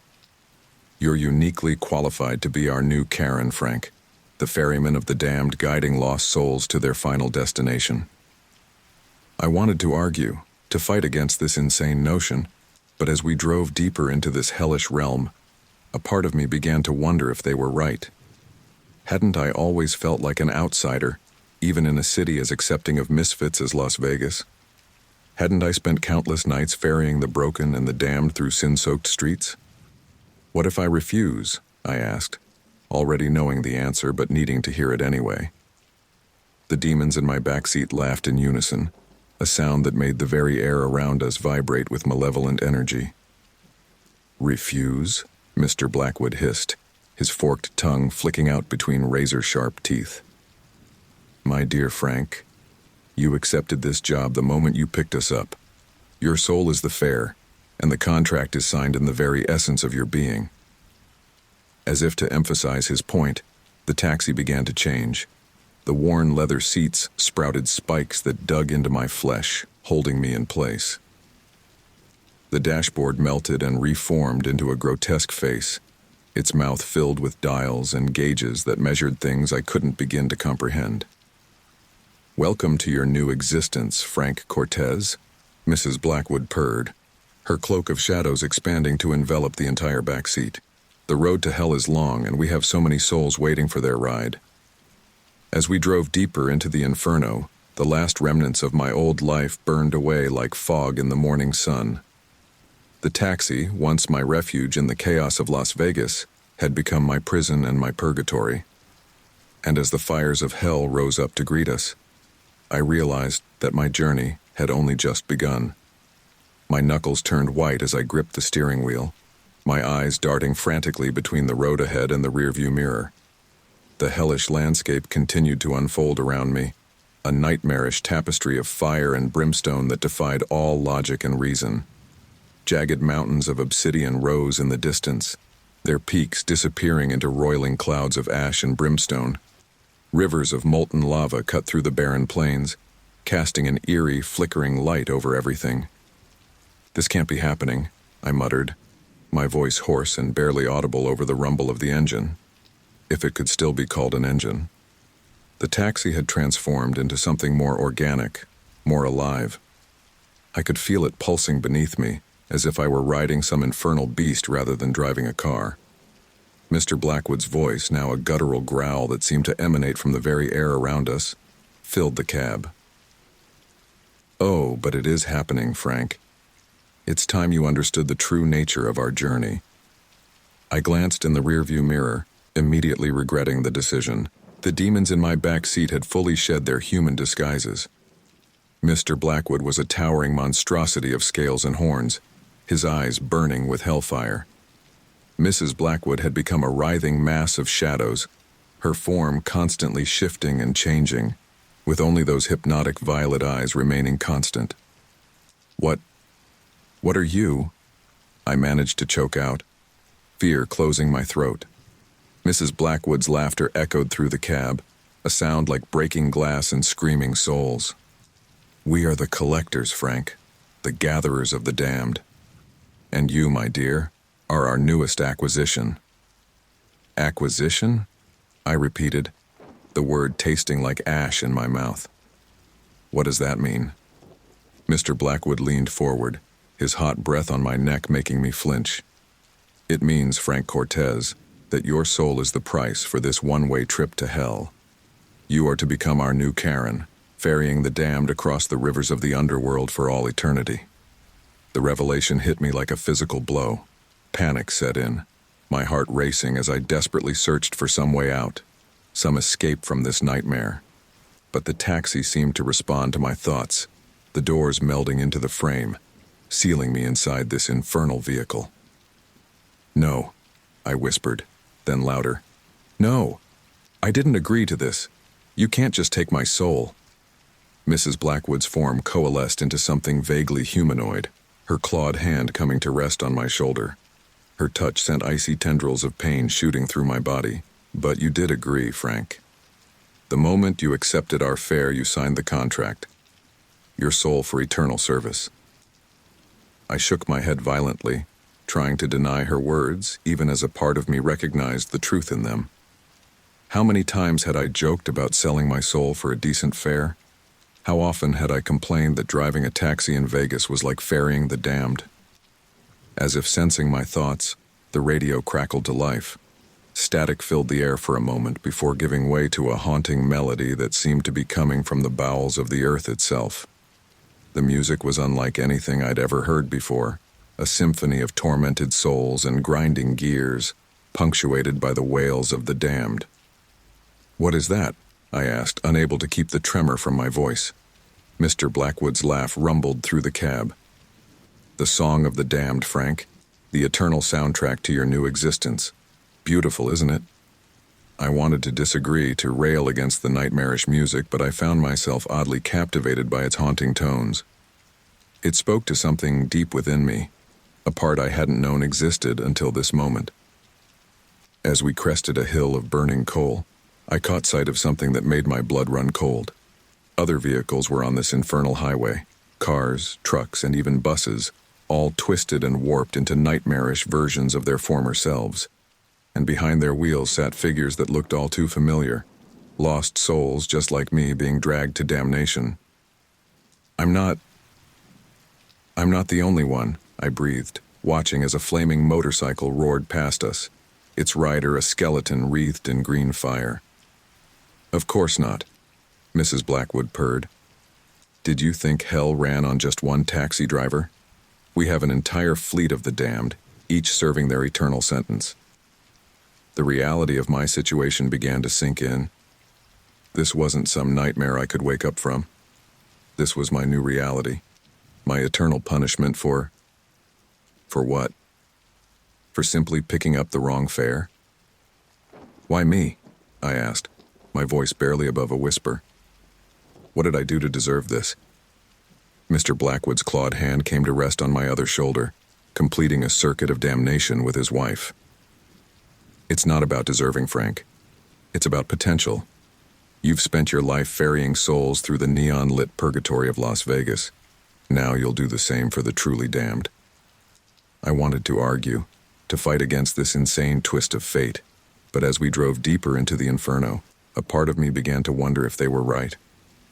Hadn't I always felt like an outsider, even in a city as accepting of misfits as Las Vegas? Hadn't I spent countless nights ferrying the broken and the damned through sin-soaked streets? "How long?" I asked, dreading the answer but needing to know. "How long will I have to do this?" The demons in my back seat laughed in unison, a sound that made the very air around us vibrate with malevolent energy. "Oh, Frank," Mrs. Blackwood said, her voice dripping with false sympathy. "You're thinking in mortal terms. Time has no meaning here. You'll drive until the last soul is judged, until the fires of hell burn out and the universe itself comes to an end." The weight of eternity pressed down on me, threatening to crush my very being. I opened my mouth to scream, to rage against this cruel fate, but no sound came out. Instead, I found myself speaking words that didn't feel like my own. "Where to?" I heard myself ask, my voice taking on an otherworldly echo. Mr. Blackwood's approving growl filled the cab. "Excellent, Frank, you're adapting already. Take us to the shores of Acheron. We have souls to collect." As if it had a mind of its own, the taxi veered off the main highway, taking a winding path down towards a vast black river that stretched as far as the eye could see. The waters roiled and churned, faces of the damned occasionally breaking the surface before being dragged back down into the inky depths. "Welcome to your new route, Frank," Mrs. Blackwood said, her shadows expanding to fill the entire back seat. "The lost souls of the universe await their ferryman." As we approached the shore, I saw countless figures huddled in the gloom, their eyes lighting up with a mix of hope and fear as they saw us approach. With a start, I realized they were seeing the taxi as a standard yellow cab, a last familiar sight before their final journey into damnation. "Remember, Frank," Mr. Blackwood hissed as we pulled up to the shore, "every soul you ferry adds to your sentence. Every trip extends your damnation, but refuse to drive, and the torments awaiting you will make this seem like paradise." The first of the damned souls approached the taxi, their ethereal hand reaching for the door handle. And as I watched, unable to look away, I realized that my journey into hell had only just begun. The road ahead was long, winding through realms of unspeakable horror and eternal torment. And I, Frank Cortez, once a simple taxi driver from Las Vegas, was now the ferryman of the damned, doomed to drive these infernal roads for all eternity. As I ferried the damned souls across the river Acheron, a spark of defiance ignited within me. The initial shock and terror of my situation began to give way to anger. Who were these demons to decide my eternal fate? What gave them the right to condemn me to this hellish existence? Gathering every ounce of courage I could muster, I turned to face the demonic couple in my back seat. My voice shook, but I forced the words out. "This isn't right," I declared, meeting Mr. Blackwood's fiery gaze. "You can't just take my soul like this. It's unfair." Mrs. Blackwood's laughter filled the cab, a sound like shattering glass. "Fair? Oh, you poor, naive little mortal. When has hell ever been about fairness?" But Mr. Blackwood held up a clawed hand, silencing his wife. His reptilian eyes narrowed as he studied me, and I felt as if he were peering into the very depths of my being. "Interesting," he growled, his forked tongue flicking out between razor-sharp teeth. "Most souls break by now, accepting their fate without question. But you, Frank Cortez, you still have some fight in you." I swallowed hard, trying to keep my voice steady. I didn't ask for this. I didn't agree to give up my soul. There has to be some way out, some appeal process or something. To my surprise, Mr. Blackwood's monstrous face twisted into what might have been a smile. "An appeal, you say? How delightfully bureaucratic. Perhaps we've chosen better than we realized." He exchanged a look with his wife, some unspoken communication passing between them. Mrs. Blackwood's form rippled, her shadows coalescing into a more humanoid shape. "Very well, Frank," Mr. Blackwood said, his voice taking on a formal tone. "We are not unreasonable beings. We appreciate initiative and, let's call it, entrepreneurial spirit. So we'll offer you a chance to win back your soul." Hope flared in my chest, quickly tempered by suspicion. "What's the catch?" Mrs. Blackwood leaned forward, her violet eyes gleaming with malicious amusement. "The catch, my dear, is that you'll have to prove your worth through a series of challenges. Trials that will test your wit, your will, and your very sanity." "And if I succeed?" I asked, hardly daring to believe there might be a way out of this nightmare. "If you succeed," Mr. Blackwood rumbled, "you'll be free to return to your mortal life, your soul intact." "And if I fail?" The demon's laughter echoed through the cab, sending shivers down my spine. "If you fail," Mrs. Blackwood purred, "your damnation will be sealed. You'll drive these infernal roads for eternity, with no hope of reprieve." I took a deep breath, weighing my options. It was a risk, no doubt, but what choice did I have? This was my only hope of escape from this nightmarish situation. "All right," I said, my voice stronger now. "I'll do it. I accept your challenge." Mr. Blackwood's grin widened, revealing row upon row of needle-sharp teeth. "Excellent. Let the trials begin." As soon as the words left his mouth, the world around us began to shift. The hellish landscape of fire and brimstone melted away like wax under a blowtorch. The river Acheron and its shores of damned souls faded into mist.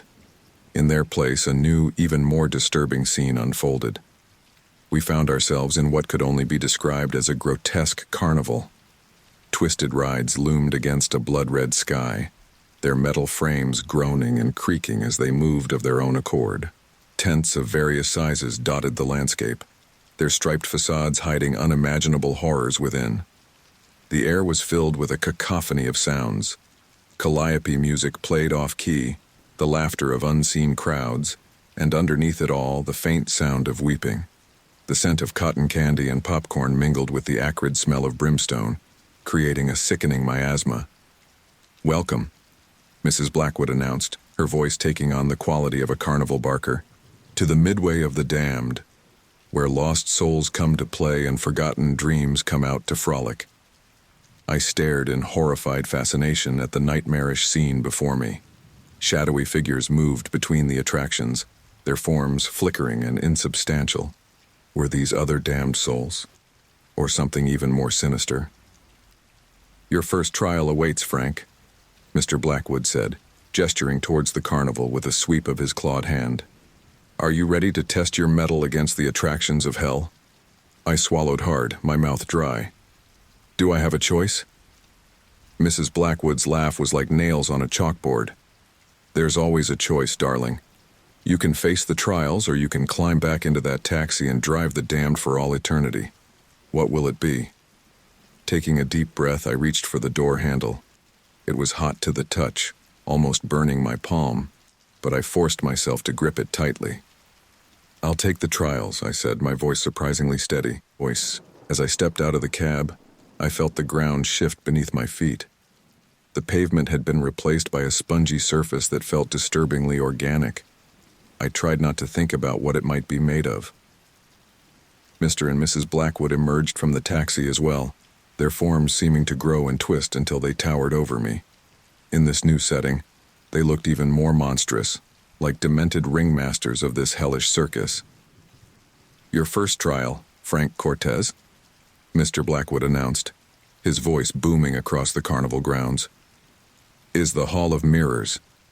He pointed towards a dilapidated funhouse. Its entrance was a gaping maw lined with cracked and tarnished mirrors, reflecting distorted versions of reality. "Sounds simple enough," I said, trying to sound more confident than I felt. "Just a bunch of mirrors, right?" Mrs. Blackwood's smile was all teeth and malice. "Oh, these aren't just any mirrors, Frank. These reflect the darkest corners of your soul, the deepest regrets of your life. Can you face your true self and emerge unbroken?" I looked at the funhouse entrance, then back at the demons. "What are the rules? How do I win?" "Make it through to the other side," Mr. Blackwood said. "Face your reflections, confront your past, and find the exit. Simple, really. And remember," Mrs. Blackwood added, her voice dripping with false sweetness, "in the Hall of Mirrors, things are rarely what they seem. Trust your instincts if you still have any." With that ominous warning ringing in my ears, I took my first steps towards the funhouse.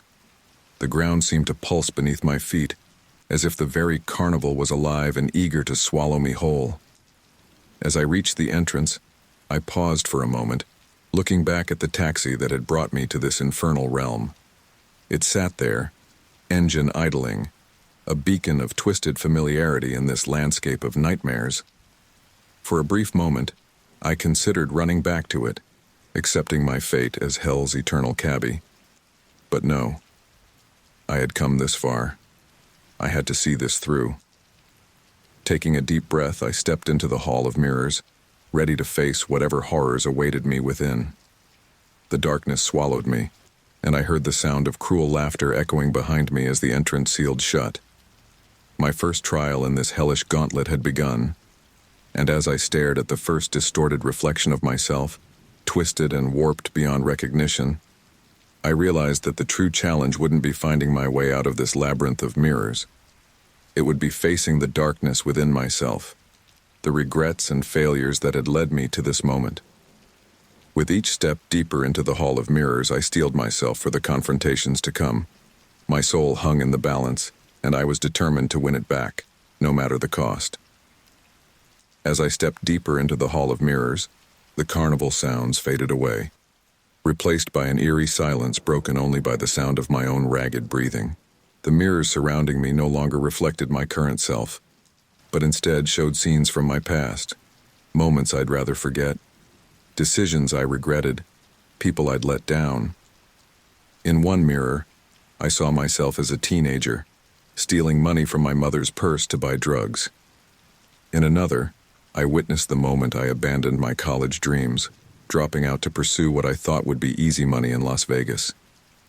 Each reflection was a knife twisting in my gut, forcing me to confront the choices that had led me to this infernal realm. "You were always a disappointment, Frank," a ghostly voice whispered, sounding disturbingly like my father. "Never amounted to anything. Just a waste of space." I shook my head, trying to clear the voices. "No, that's not true. I'm more than my mistakes." But the mirrors seemed to disagree, each one showcasing another failure, another moment of weakness. I stumbled forward, desperate to find a way out of this maze of regrets. Suddenly, the path ahead cleared, revealing a pedestal upon which sat an intricate puzzle box. It was made of dark wood, inlaid with symbols I didn't recognize.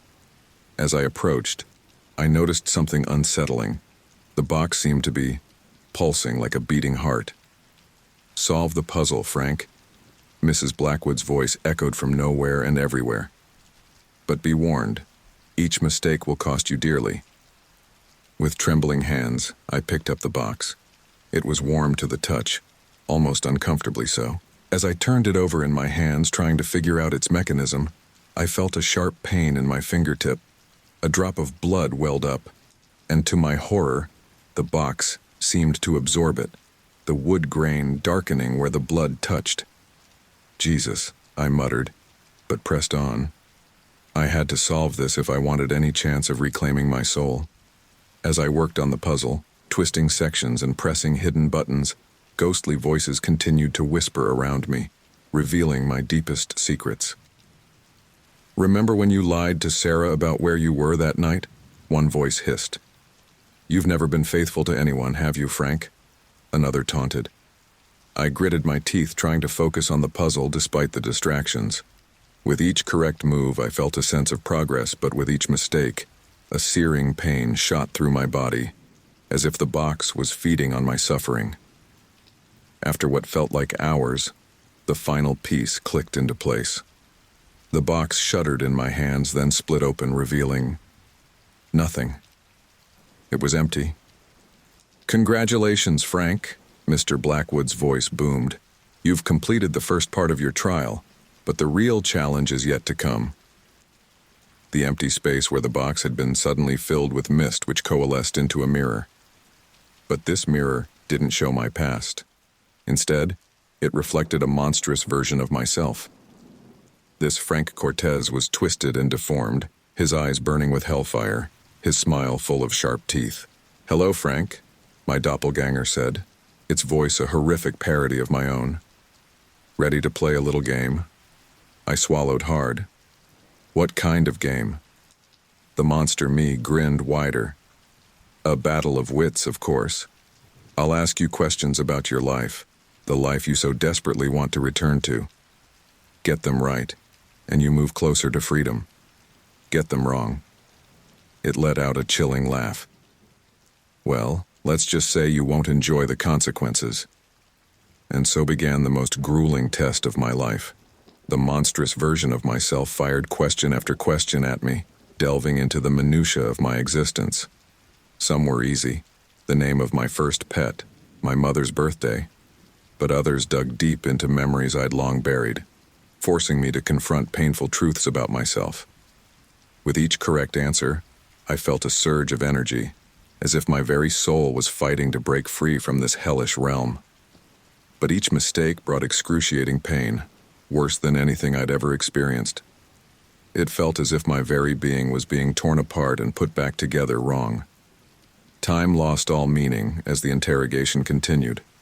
I couldn't tell if hours or days had passed. The only constants were the questions, the pain, and the growing certainty that I was fighting for something more than just my life. I was fighting for my very essence. After what felt like an eternity, the questions stopped. The monstrous reflection regarded me with a mixture of respect and disappointment. "Well played, Frank," it said. "You've passed this trial, But don't think it gets easier from here. With that, the mirror shattered, the fragments swirling around me in a dizzying vortex before resolving into a new challenge, and another, and another. I lost count of the trials I faced. Each one was more difficult and disturbing than the last. I navigated labyrinths where the walls whispered my fears, solved riddles posed by creatures straight out of nightmares, and faced physical challenges that pushed my body to its absolute limits. Through it all, I clung to the hope of freedom, of reclaiming my soul, and returning to the world above. But as the trials wore on, that hope began to fade. Exhaustion set in, not just physical, but mental and spiritual. I found myself on the brink of giving up, ready to accept an eternity of damnation if it meant an end to these torments. As I slumped against a wall, my body battered and my spirit nearly broken, I heard a voice. Not the mocking tones of the demons or the accusatory whispers of my past, but something different. "Hey, are you okay?" I looked up to see a woman standing before me. She looked as real and solid as I was, a stark contrast to the shifting, nightmarish landscape around us. Her clothes were tattered, her face smudged with dirt, but her eyes held a fierce determination I recognized all too well. Who are you?" I managed to croak out, my voice hoarse from screaming. She knelt beside me, offering a hand. "I'm Sarah, and like you, I'm trying to win back my soul." I stared at her in disbelief. "There are others? Other people trying to escape?" Sarah nodded, a grim smile on her face. "More than you'd think. Most give up pretty quickly. But a few of us, we keep fighting." I took her hand, allowing her to help me to my feet. "How long have you been here?" She shrugged. "Time doesn't work the same way down here. Could be days, could be years. But I haven't given up, and neither should you." For the first time since this nightmare began, I felt a genuine spark of hope. Can we work together? Help each other?" Sarah's smile widened, but there was a wariness in her eyes. "We can try. But remember, in the end, we're all fighting for ourselves. There's no guarantee we'll both make it out." I nodded, understanding the implicit warning in her words. This was still hell, after all. Trust wouldn't come easy. "So," I said, straightening up and trying to ignore the pain racking my body, "what's next?"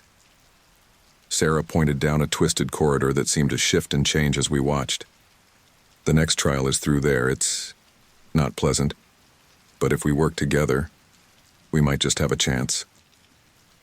As we set off towards the unknown horrors that awaited us, I felt a renewed sense of determination.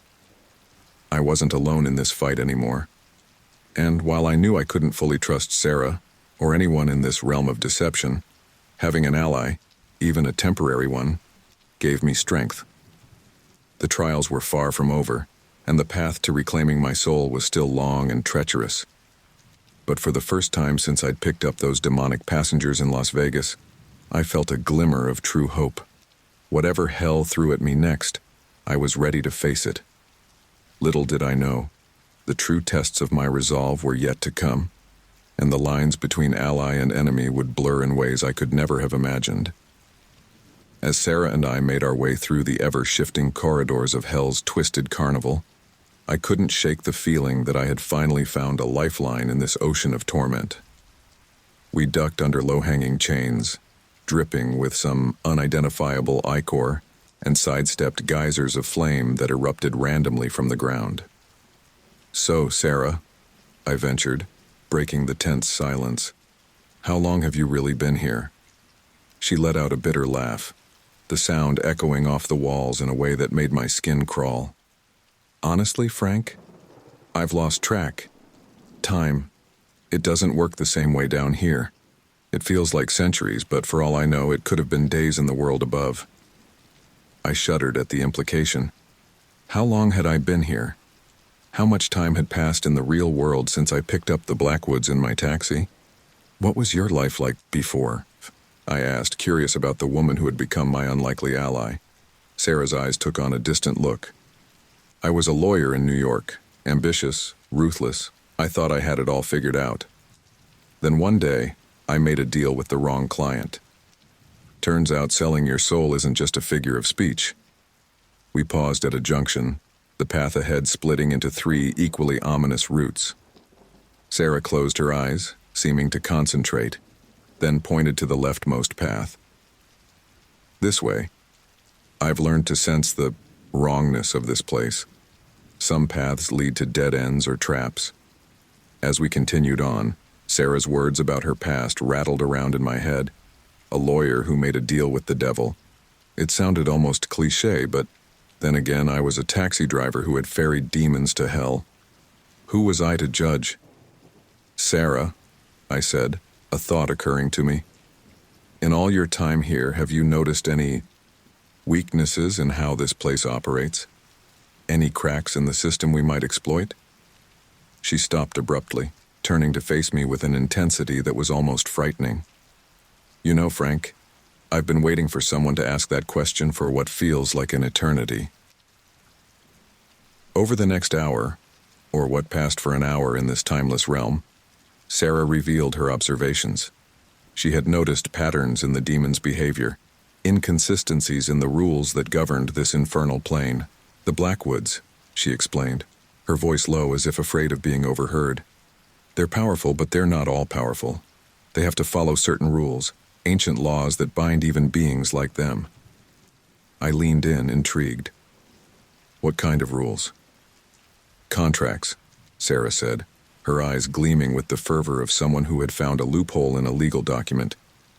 Everything here is based on contracts and deals, but like any contract, there are always clauses and conditions that can be exploited. As we navigated through a chamber filled with mirrors that showed possible futures, each more horrifying than the last, we began to formulate a plan. Sarah's legal mind and my street smarts from years of navigating the underbelly of Las Vegas combined to create a strategy that just might work. If we can challenge the terms of our damnation, Sarah explained, force them into a position where they have to negotiate, we might be able to find a way out. I nodded, hope blooming in my chest for the first time since this nightmare began. But how do we get them to agree to negotiate? Sarah's smile was sharp enough to cut. We create chaos, Frank. We turn their own realm against them.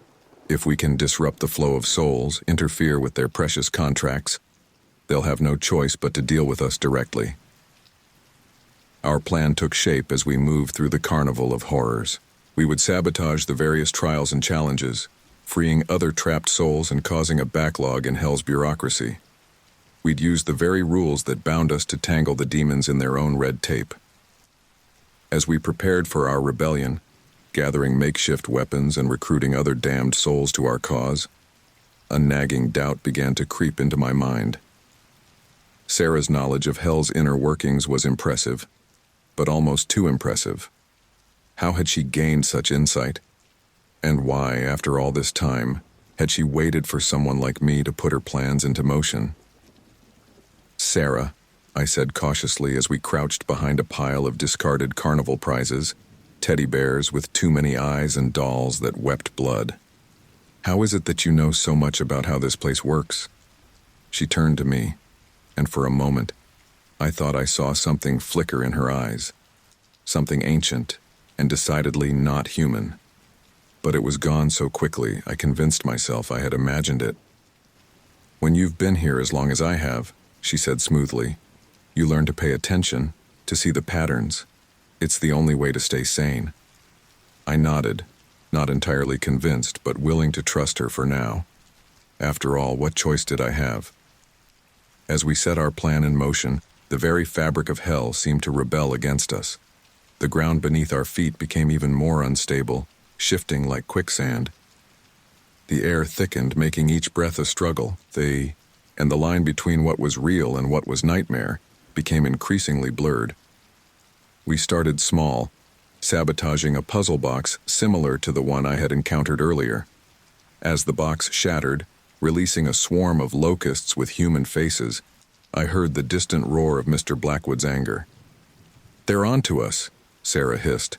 pulling me behind a cotton candy stand that spun webs instead of sugary treats. We need to move faster.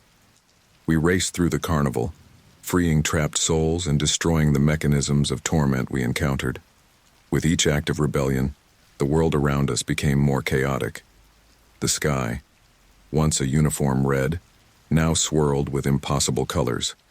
Rides came to life, their metal frames groaning as they twisted into new, horrifying shapes. As we approached the center of the carnival, where a massive Ferris wheel made of bones and sinew dominated the skyline, I caught sight of something that made my blood run cold. Mr. and Mrs. Blackwood stood at the base of the wheel, their forms larger and more terrifying than ever, and they were staring directly at us. "Well, well," Mr. Blackwood's voice boomed across the carnival grounds, shaking the very foundations of hell. "It seems we have some rebellious souls in our midst." Mrs. Blackwood's laugh sent shivers down my spine. "Did you really think you could overthrow us in our own realm?" I turned to Sarah, ready to run, but the look on her face stopped me cold. She wasn't afraid. If anything, she looked excited. "Sarah?" I said, my voice barely a whisper. "What's going on?" She turned to me, and this time there was no mistaking the inhuman gleam in her eyes. "Oh, Frank," she said, her voice taking on an echo that reminded me all too much of the Blackwoods. "Did you really think escaping hell would be as simple as starting a little rebellion?" As the borders between reality and nightmare blurred completely, I realized that the true test was only just beginning. The alliance I had thought would be my salvation might very well be the thing that damned me for eternity. The carnival around us erupted into utter chaos, and I found myself caught between Sarah, who was clearly not what she seemed, and the Blackwoods, who looked all too pleased with this turn of events. As the world dissolved into a maelstrom of nightmarish imagery, one thought echoed through my mind. In hell, trust is the most dangerous illusion of all. The carnival grounds trembled beneath my feet as the true nature of my supposed ally was revealed. Sarah's form began to shift, her human disguise melting away like wax under a blowtorch. In her place stood a being of terrifying beauty and power, her skin shimmering with an otherworldly light, her eyes burning with the fires of 1,000 damned souls. "Oh, Frank," she purred, her voice a symphony of seduction and malice. "You've played your part beautifully. Did you really think escape would be so simple?" I stumbled backward, my mind reeling from the betrayal. What are you?" Sarah, or whatever she truly was, spread her arms wide, her laughter echoing across the hellscape. "I am Lilith, first of the fallen, mother of demons, and you, my dear Frank, have just helped me stage a coup." Mr. and Mrs. Blackwood, who moments ago had seemed the epitome of infernal power, now looked almost small in comparison to Lilith's radiant malevolence. "This was not part of our arrangement, Lilith," Mr. Blackwood growled, his reptilian eyes narrowing. Lilith turned to face the demonic couple, her smile razor-sharp. "Oh, but it was, darling. You wanted a soul to corrupt, to break, and I've delivered one primed for the taking. The fact that I'm also taking over your little corner of hell? Well, that's just good business." As the three demons faced off, the world around us descended into utter chaos. The carnival rides came to life, their metal frames twisting and groaning as they transformed into monstrous beasts. The ground split open, revealing chasms of liquid fire. Souls of the damned, sensing the shift in power, began to riot, their screams adding to the cacophony. I found myself caught in the middle of an infernal power struggle, each demon now eyeing me as the key to their victory. My mind raced, searching desperately for a way out of this nightmare. That's when an idea struck me. A dangerous, possibly suicidal idea, but the only chance I had. I turned to Mr. Blackwood, mustering every ounce of courage I had left. "I can help you defeat her," I said, my voice surprisingly steady. Mr. Blackwood's attention snapped to me, his forked tongue flicking out in interest. "And why would you do that, mortal?" "Because I want out," I replied, my desperation evident. "I'll help you take down Lilith, give you her power, in exchange for my freedom." My soul goes free. No strings attached. For a moment, the lord of this hellish realm seemed to consider my offer. Then, with a speed that defied his massive form, he extended a clawed hand. "Deal," he growled. As soon as our hands touched, I felt a searing pain, as if my very essence was being branded. But I had no time to dwell on it. Lilith, sensing our conspiracy, let out a roar that shook the very foundations of hell. "You dare betray me, little mortal?" she shrieked, her beauty morphing into something truly monstrous. "I will flay the flesh from your bones for 1,000 years." The air around us crackled with eldritch energy as demon turned against demon.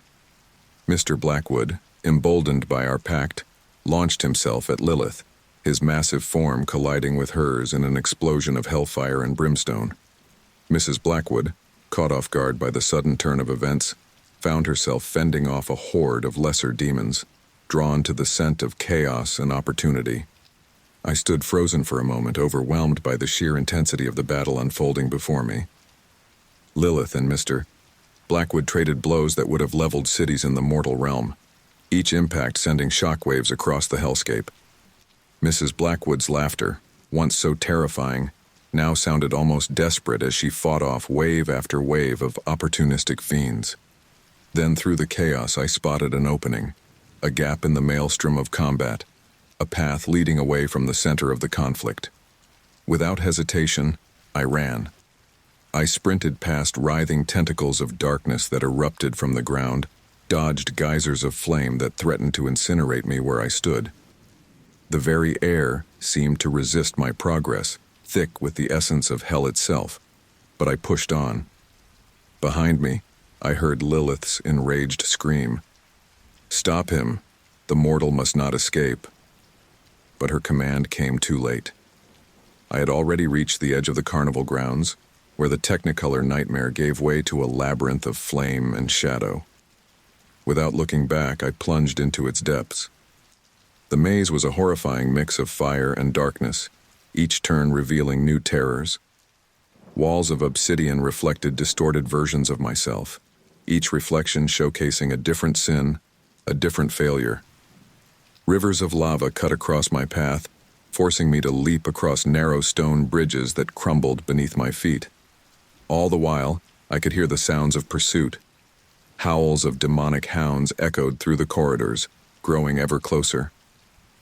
The shadows themselves seemed to reach for me, trying to drag me back to the heart of hell. As I ran, my mind raced even faster. I had made a deal with Mr. Blackwood, but could I trust him to honor it? And even if he did, how could I possibly help him defeat Lilith? I was just a mortal, hopelessly outmatched in this realm of supernatural horrors. Yet giving up wasn't an option. I had come too far, endured too much to surrender now. So I kept running, kept fighting, even as my lungs burned and my muscles screamed in protest. After what felt like hours of frantic flight, I found myself in a vast cavern.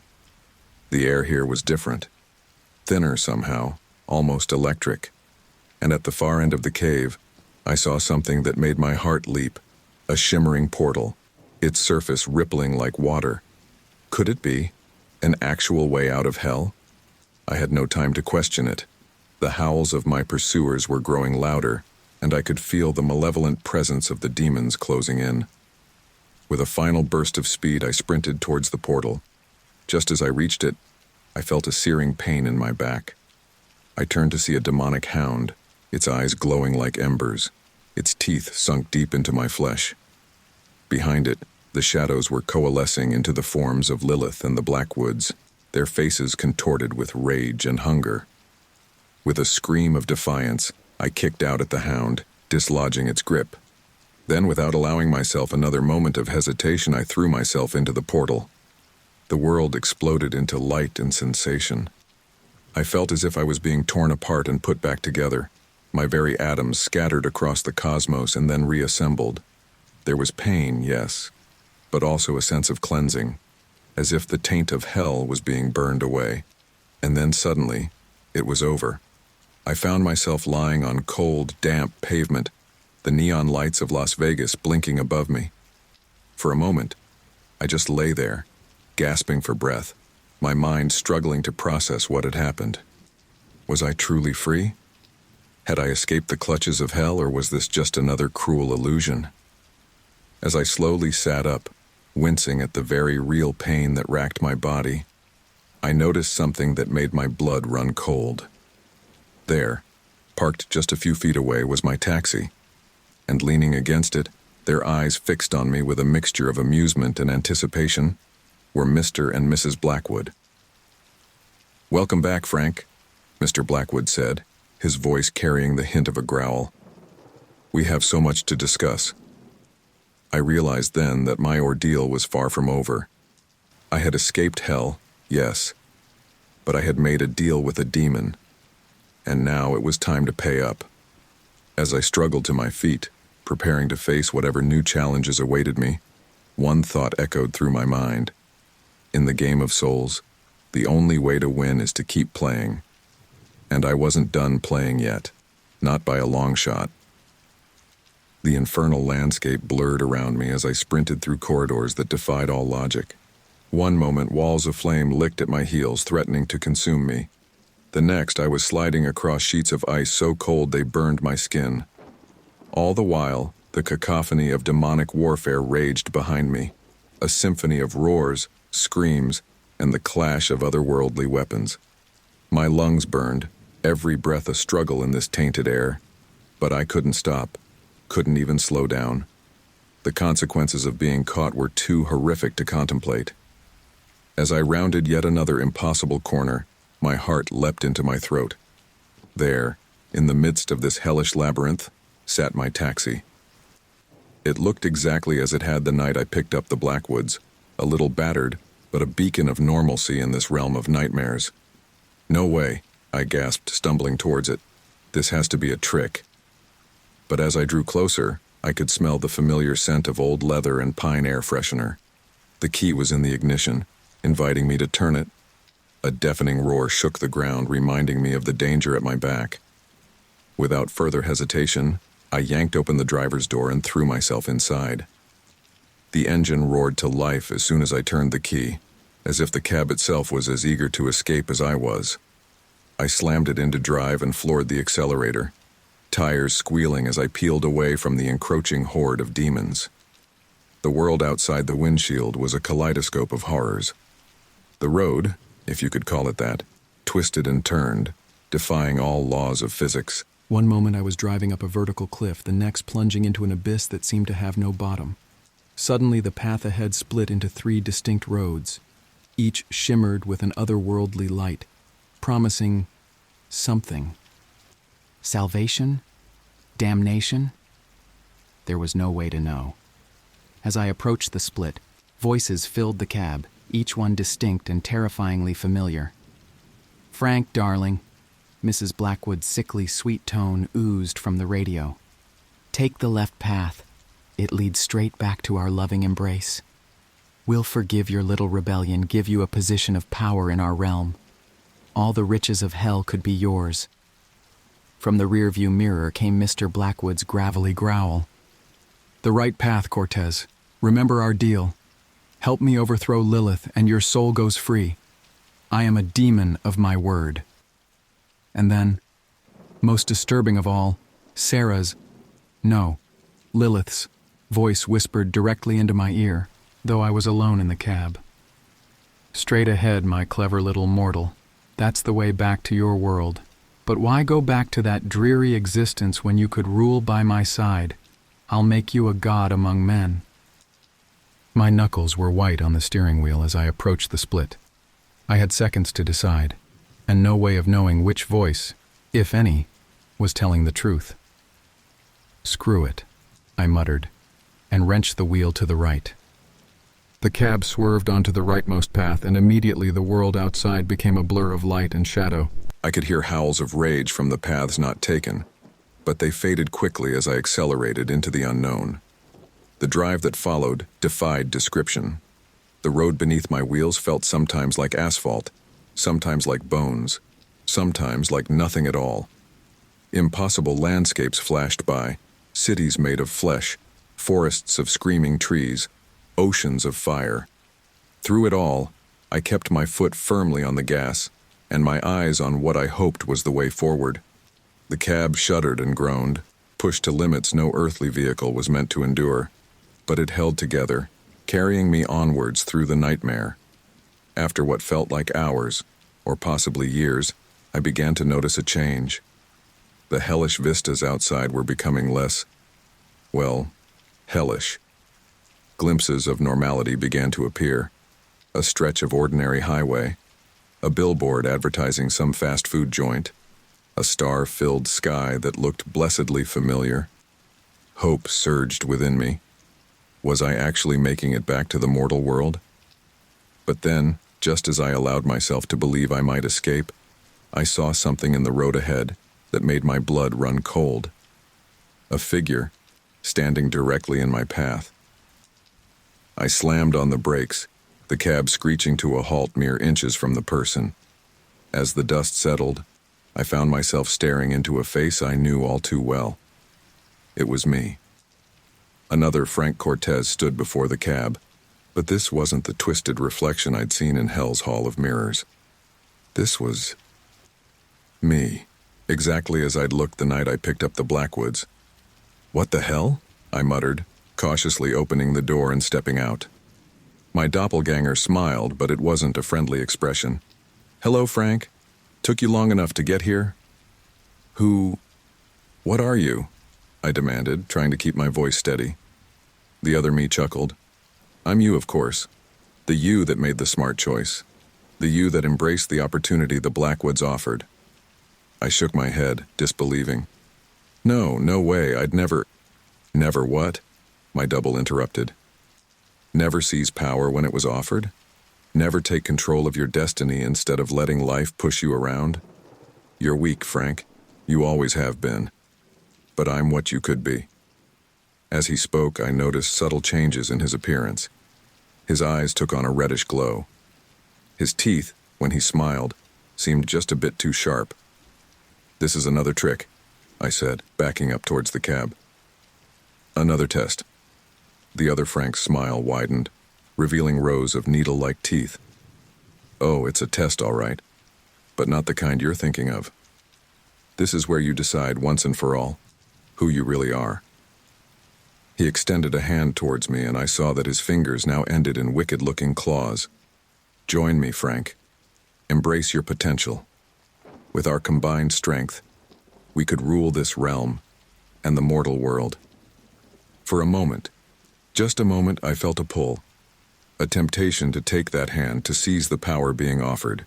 All my life I'd felt powerless at the mercy of forces beyond my control. This could change everything.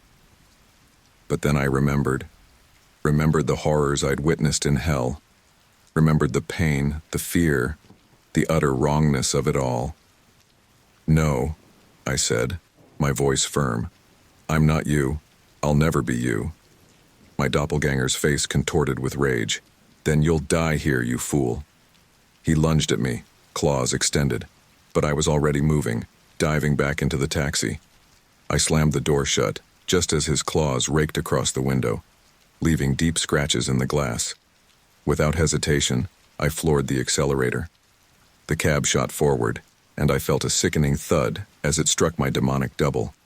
In the rearview mirror, I saw his form dissolve into shadows, his scream of rage fading into the night. The road ahead began to shimmer, reality itself seeming to warp around me. I gripped the wheel tightly, focusing all my will on one thought. Home. I want to go home.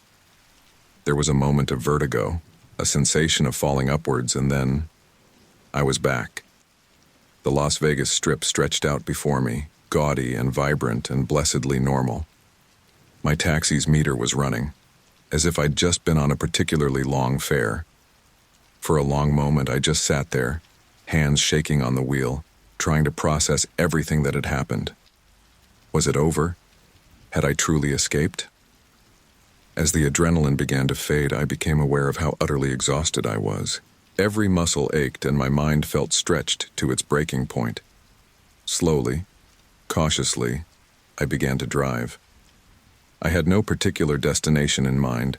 I just needed to move. to reassure myself that this was real, that I was really back. As I drove through the familiar streets of Vegas, I found myself wondering, how much of what I'd experienced was real?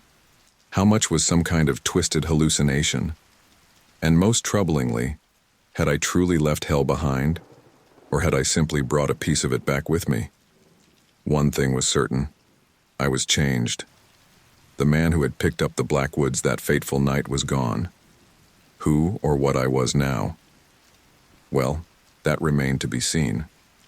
As the sun began to rise over the desert, painting the sky in hues of pink and gold, I made a decision. I'd keep driving, keep moving forward. And whatever came next, be it heaven, hell, or something in between, I'd face it head on. After all, I was Frank Cortez, the taxi driver who'd been to hell and back.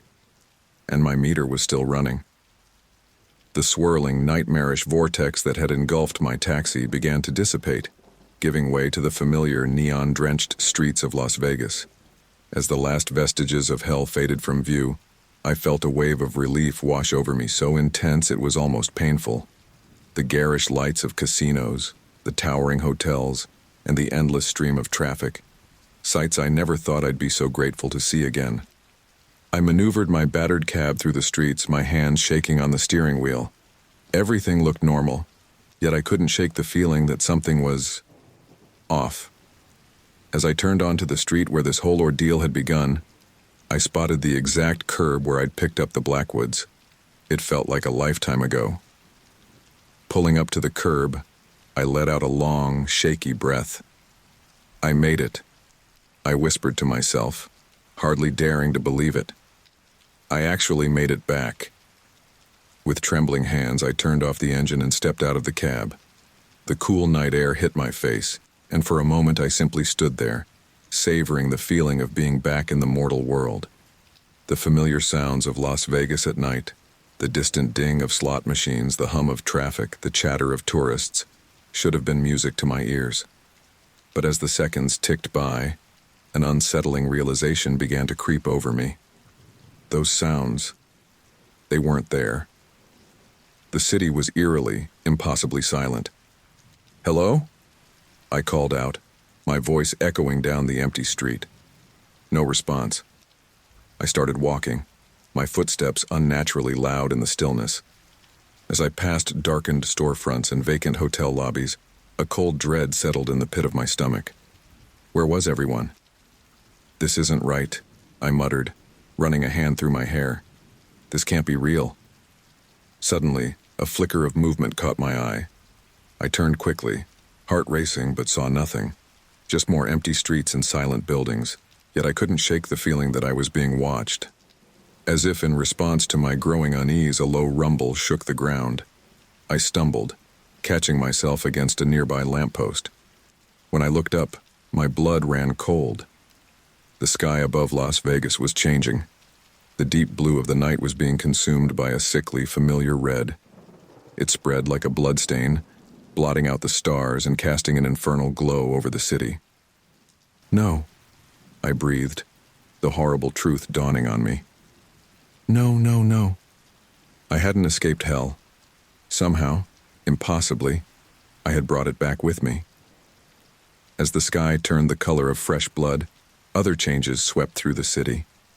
The neon signs flickered and twisted, their cheerful messages morphing into eldritch symbols that hurt to look at.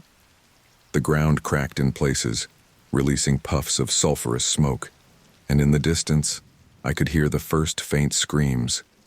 Evidence that I wasn't alone in this transformed Vegas after all. "This can't be happening," I said, my voice rising in panic. "I got out. I made it back." "Did you really think it would be that easy, Frank?" A familiar voice purred from behind me. I whirled around to find Lilith, standing there. She looked as she had in hell, beautiful and terrible, her eyes gleaming with infernal light. "You," I growled, backing away.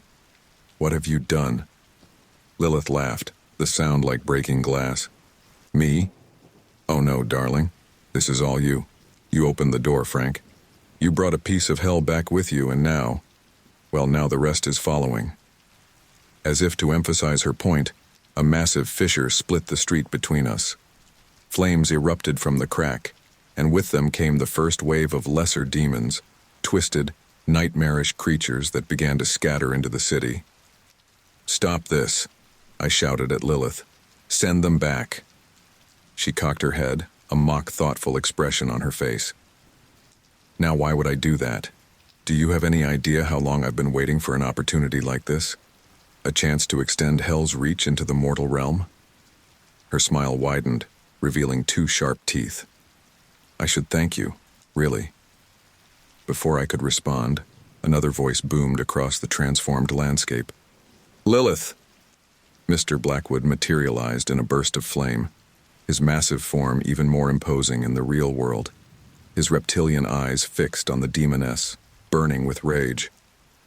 "You treacherous witch," he snarled.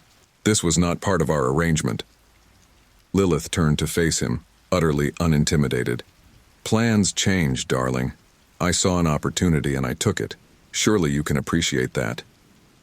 As the 2 demons faced off, more fissures opened in the ground. The air filled with the beating of leathery wings as flying horrors descended from the blood-red sky.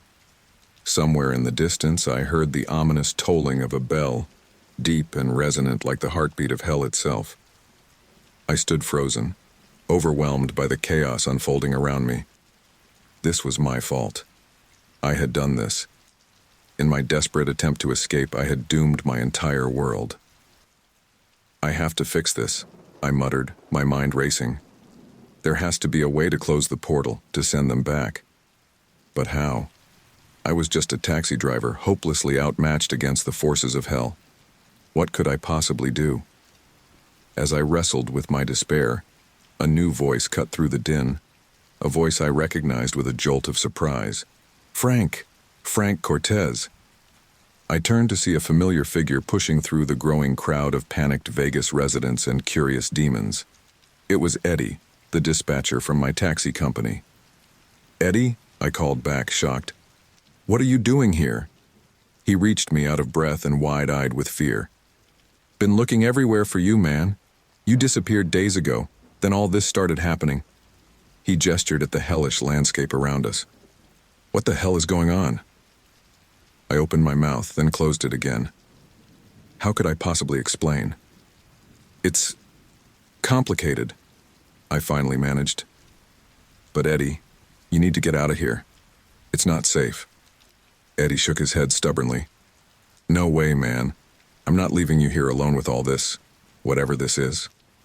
He paused, then added, "Plus, I might know something that could help."